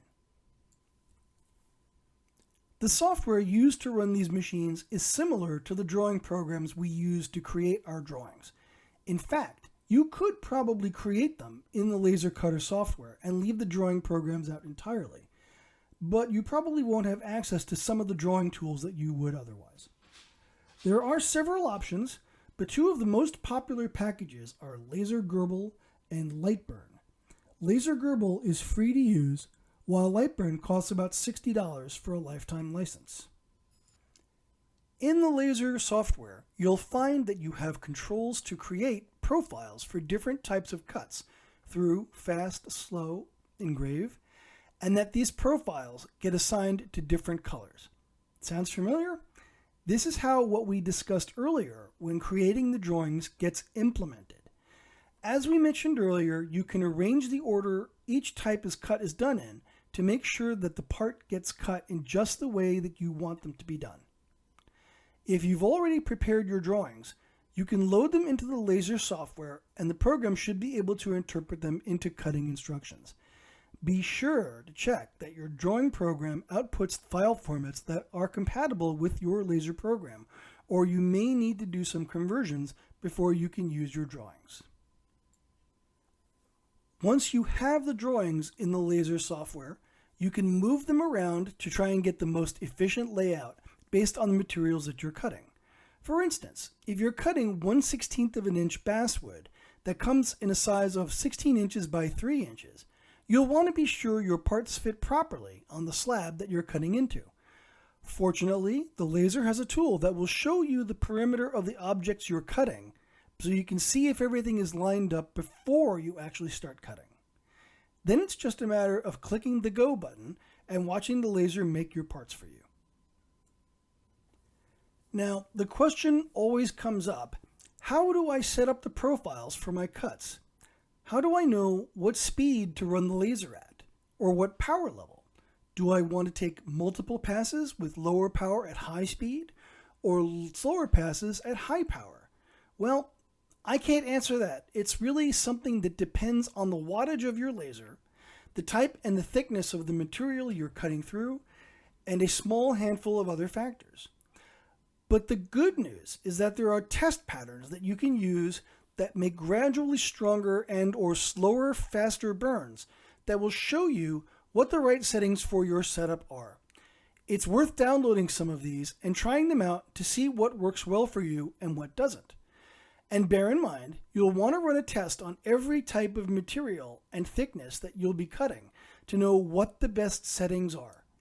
It's probably a good idea to keep a journal on your computer to store those best practice settings and hold onto the samples after they are cut. Again, I won't go into great detail here on how to use the laser cutter software. Both Laser Gerbil and Lightburn have extensive tutorials on YouTube, and you'll get far better answers there than in the limited time I have to share with you today. I can tell you that I've seen YouTube videos that provide really useful tips that can save you time and give better results, and so they are definitely worth watching. But I can tell you that in a lot of materials, you'll see less burning and scorching of the surface and edges if you run multiple higher speed passes at lower power than if you try to push through with the highest power at slower speeds in only one pass. But Craig, you might say, doesn't a laser produce a lot of smoke or fumes if you cut plastic? And of course, I'd have to say yes, it does. And depending on how and where you decide to use your laser, that might not be as big a problem as it could be. For instance, if you live in a tropical zone, you can probably set up your laser outside most of the time, where the smoke and fumes will be carried away by the local breeze. Even in a temperate zone, you can probably do this for a good part of the year. It helps that the diode laser engravers are built light, small, and easy to move around and can be stored out of the way when not in use. Simple to place on a table outdoors and just make your cuts. But a lot of us live in areas where it's cold or wet much of the year, which makes working outside difficult. In that case, you would want to build an enclosure of some kind that would trap the smoke and vent it to the outside. Many companies who make diode lasers also make a ready-to-use enclosure that you can place your engraver into, but those can be pricey. But you can make your own very cheaply. A simple cardboard box with a couple of small holes around the edges can make an effective enclosure for almost no cost. You can also build one out of wood or other materials like plastic, masonite, or MDF that will be sturdier. They can be as simple or as complicated as you want, with hinges or windows to see what's going on inside. Anything that will prevent the smoke from escaping will work. A plastic storage tub might work really well depending on the size of your engraver. The other half of this equation is to get the smoke out of the enclosure and vented to the outside. For this, you'll need to find or buy a motorized fan and some dryer tubing. Products that will work can easily be found at the big box store or at Amazon.com and should not cost very much. You'll likely need to get some hose clamps to connect everything up. All you'll need to do is to get the end of the hose out a window or outside the garage door. If you're looking to set up something that's a little more permanent, you can get a through-wall dryer exhaust vent and cut a 4-inch hole through the wall in your garage or workshop and replace the flexible dryer tubing with metal pipe flue, which is actually better for airflow. Finally, the stronger fan you buy will help clear the smoke from the enclosure faster, leading to better cuts because the laser isn't diffused by the smoke particles inside the enclosure. So, what should you look for in a diode laser engraver? Well, first is to decide how much space do you want to devote to the machine. Having a large cutting area is nice, but if your goal is to make model kit parts, then a smaller area will work just fine. Smaller also usually means more portable and less expensive, so those are good trade-offs. There are some good, affordable machines that have a 12-inch by 18-inch cutting area or larger. I have one that's 16 inches by 16 inches that can be had for about $400. The second thing is power. That is defined by wattage, which describes how strong the laser beam is. More wattage equals faster cuts and the ability to cut through thicker materials. As you might imagine, more power means more cost. To give you an idea, most professional CO2 lasers start off at 40 watts, while most diode engravers run at about 2.5 to 10 watts. That's a lot less, but you don't really need to cut through half-inch plywood. The diode laser will do the job on materials as thick as 1/8 inch plywood or thicker. It just takes longer. Speed is also a factor, but less than you might think. The diode laser I have can cut, theoretically, at speeds of up to 10,000 millimeters per minute. That's pretty fast, but in practice, the fastest you'll usually cut, depending on the power of your laser, will be about 1,500 millimeters a minute, and very often a lot slower than that. So don't discount a slower machine. You might never need to run that fast ever. Another feature to look for is whether the machine can operate separately from a computer. The laser I have must be connected to a computer to work, which is a bit of a pain. Some machines can work wirelessly over Wi-Fi or Bluetooth, meaning you can keep the computer somewhere more comfortable or protected from the elements. Others can still work from an SD card with the entire cutting program loaded onto it and not need the computer to work at all. Those latter options, of course, add on to the cost, but do make it much more convenient. Other useful features are a flame detector, which can shut down the laser if the material being cut catches fire and it sounds an alarm. Obviously, this is a very useful safety device, though it can trigger false positives and shut down the cut without a good reason. Some lasers can be outfitted with an air assist, which blows compressed air over the focus point of the laser, clearing the smoke immediately, which makes for better cuts and also less likely to have flare-ups. It blows out any potential flames. This feature can usually be added to almost any laser with a fish tank air pump and some aquarium tubing. So if you don't see it as a feature, you can probably add it yourself. So unfortunately, I see by the clock on the wall that we're just about out of time. So I could go on for an hour with more information about this, including showing some pictures of the cars that actually have been built. But seeing as we're pretty much out of time, and I'm sure there's going to be some questions, why don't we call it here? And if there's interest at some point, we can do another one, which will go into greater detail. Thank you so much for your attention today. I very much appreciate it, and I hope that you found this helpful and useful. And of course, that you can reach out to me if you have any questions about doing laser cutting and drawing for laser cuts and such. You can reach me at cbiskyer@yahoo.com, and I'm also on Facebook quite a bit. You can find me there. And I welcome your questions, and I hope everybody has a great day today, and give it a try. I think that you might really enjoy it, and you can definitely get some useful parts out of it. So everybody take care and have a great day. Bye-bye.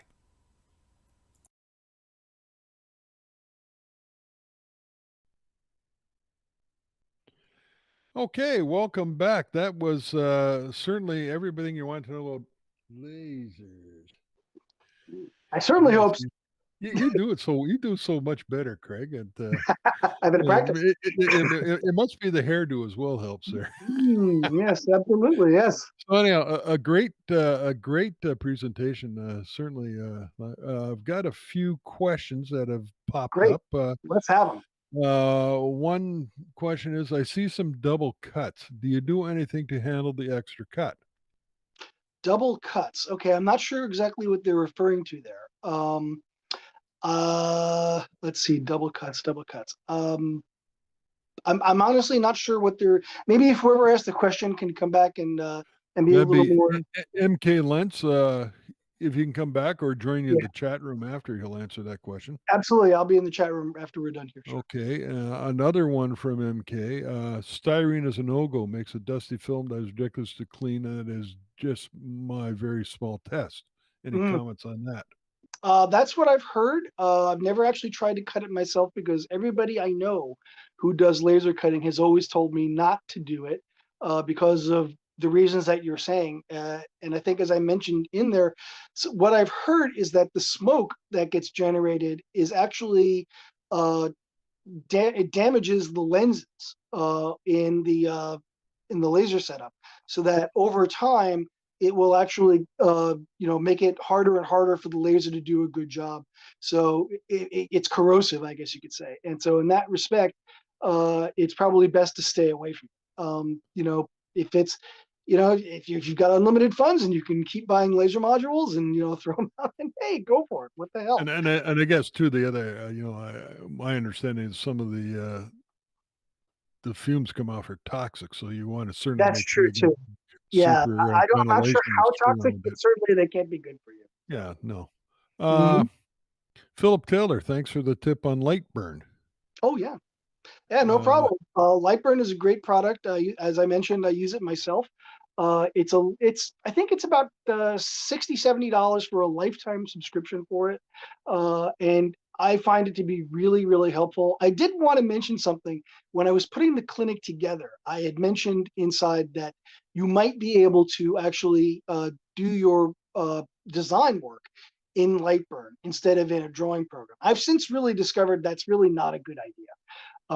It's the controls in Lightburn are great for manipulating images that you've already created, but they're not very useful for actually doing the type of drawing that you need to do in order to do structures or cars. So I would definitely continue looking at GIMP or Adobe Illustrator or Corel. That's going to be a much better way to go for doing the design. Okay. MK Lentz, another question. What do you do for the focus height? That's interesting. That's an interesting point. With the laser that I have, which is an Ortur Laser Master Pro 2, it comes with a small aluminum bar that you use to place on the laser module and then also on the surface that you're cutting. And I think it's around, 40 millimeters, and that helps you to move the laser up and down depending on the thickness of the stock that you're working with. And that hopefully gets you right to the point where you need to be, where the focal length is right at the surface of the work that you're working on. I also happened to when I bought mine, I bought one that has a longer focal length, so it'll actually cut deeper. A lot of the laser engravers have a fairly short focus, so that's one of the reasons that they can't cut very deep. But there are modules out there with a longer focus that'll let you make a deeper cut into different materials. So what's the thickness that you're cutting typically then? As I understand it, the longer focus one that I have will cut somewhere in around 1/8 to 3/16 of an inch, whereas some of the other shorter focus ones will only cut to about 1/8 or less. Okay. Reliably. So for typical HO, the shorter one should be fine because you're not going to be going much more than 1/8 of an inch or anything for. Yeah, unless you, if you're working on, parts for cars like, what I have here, I've showed some of these in the video, but stuff like this, yeah, it's very thin. Even like a 3/32 material, kind of like this, you can see the thickness there. Like, it should be able to handle stuff like this. You might have to go through and do 2 or 3 passes in order to cut it all the way through. But a module with a longer focal length should probably be able to do that with not too much trouble. Okay. I'm gonna mess this guy. I'm not even gonna try the Kirschsteer. It looks like. Okay. Do the laser diodes degrade in power over time? That's a good question. I have heard that. I haven't had mine long enough to really say for sure. But I would definitely, if that's something that you're concerned about, I would definitely do some research and find out. So it's possible that they do. And obviously, it's a lot less expensive than trying to replace a CO2 laser on one of the big guys. But certainly, it's something that it could be an issue as you go forward, which of course means that you're probably better off starting with a higher power than a lower one. So if that does happen, then at least you still got some room before you have to replace it. So. Okay.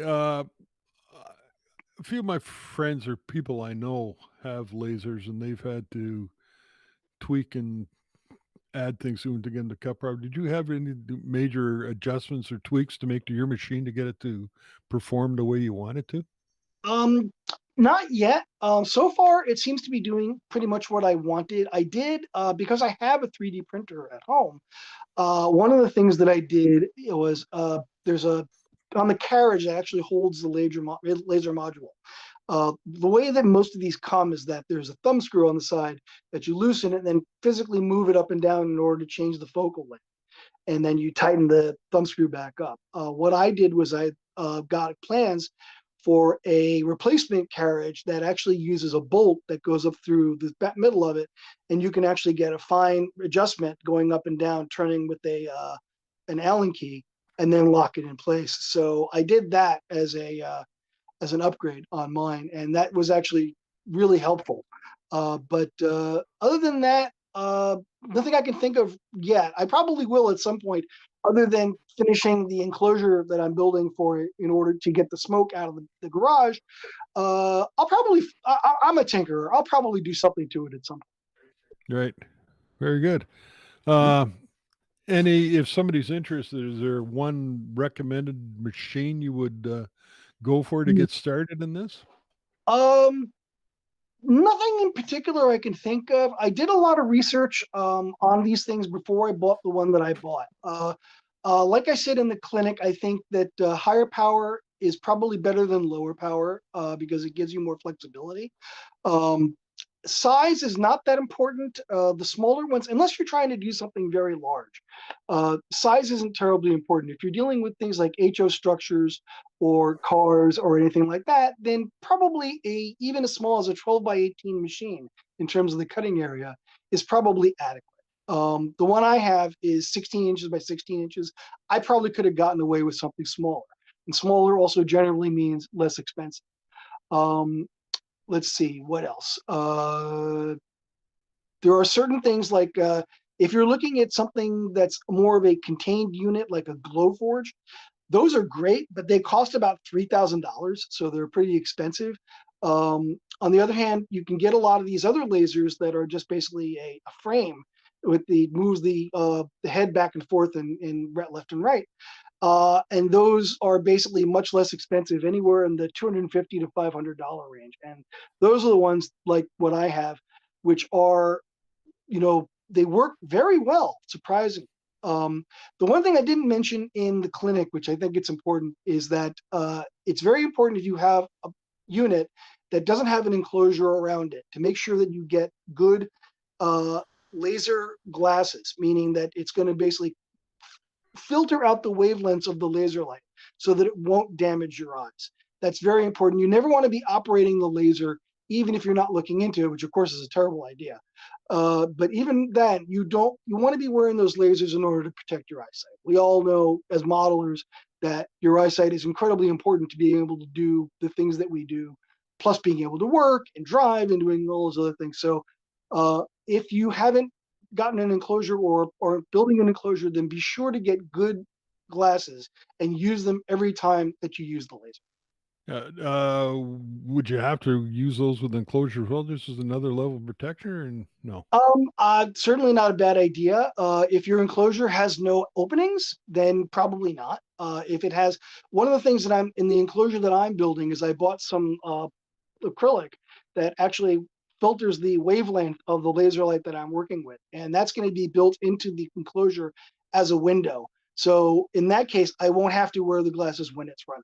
But I still have a good set, and I will keep them on, particularly if I have to open up the enclosure for whatever reason.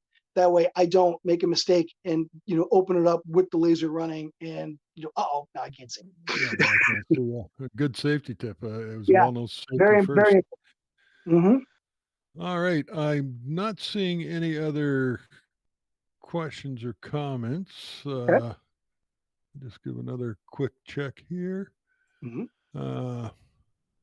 No, I think we're good to roll. Breakout rooms are open. Links are in the chat for on YouTube and also in the description on Facebook.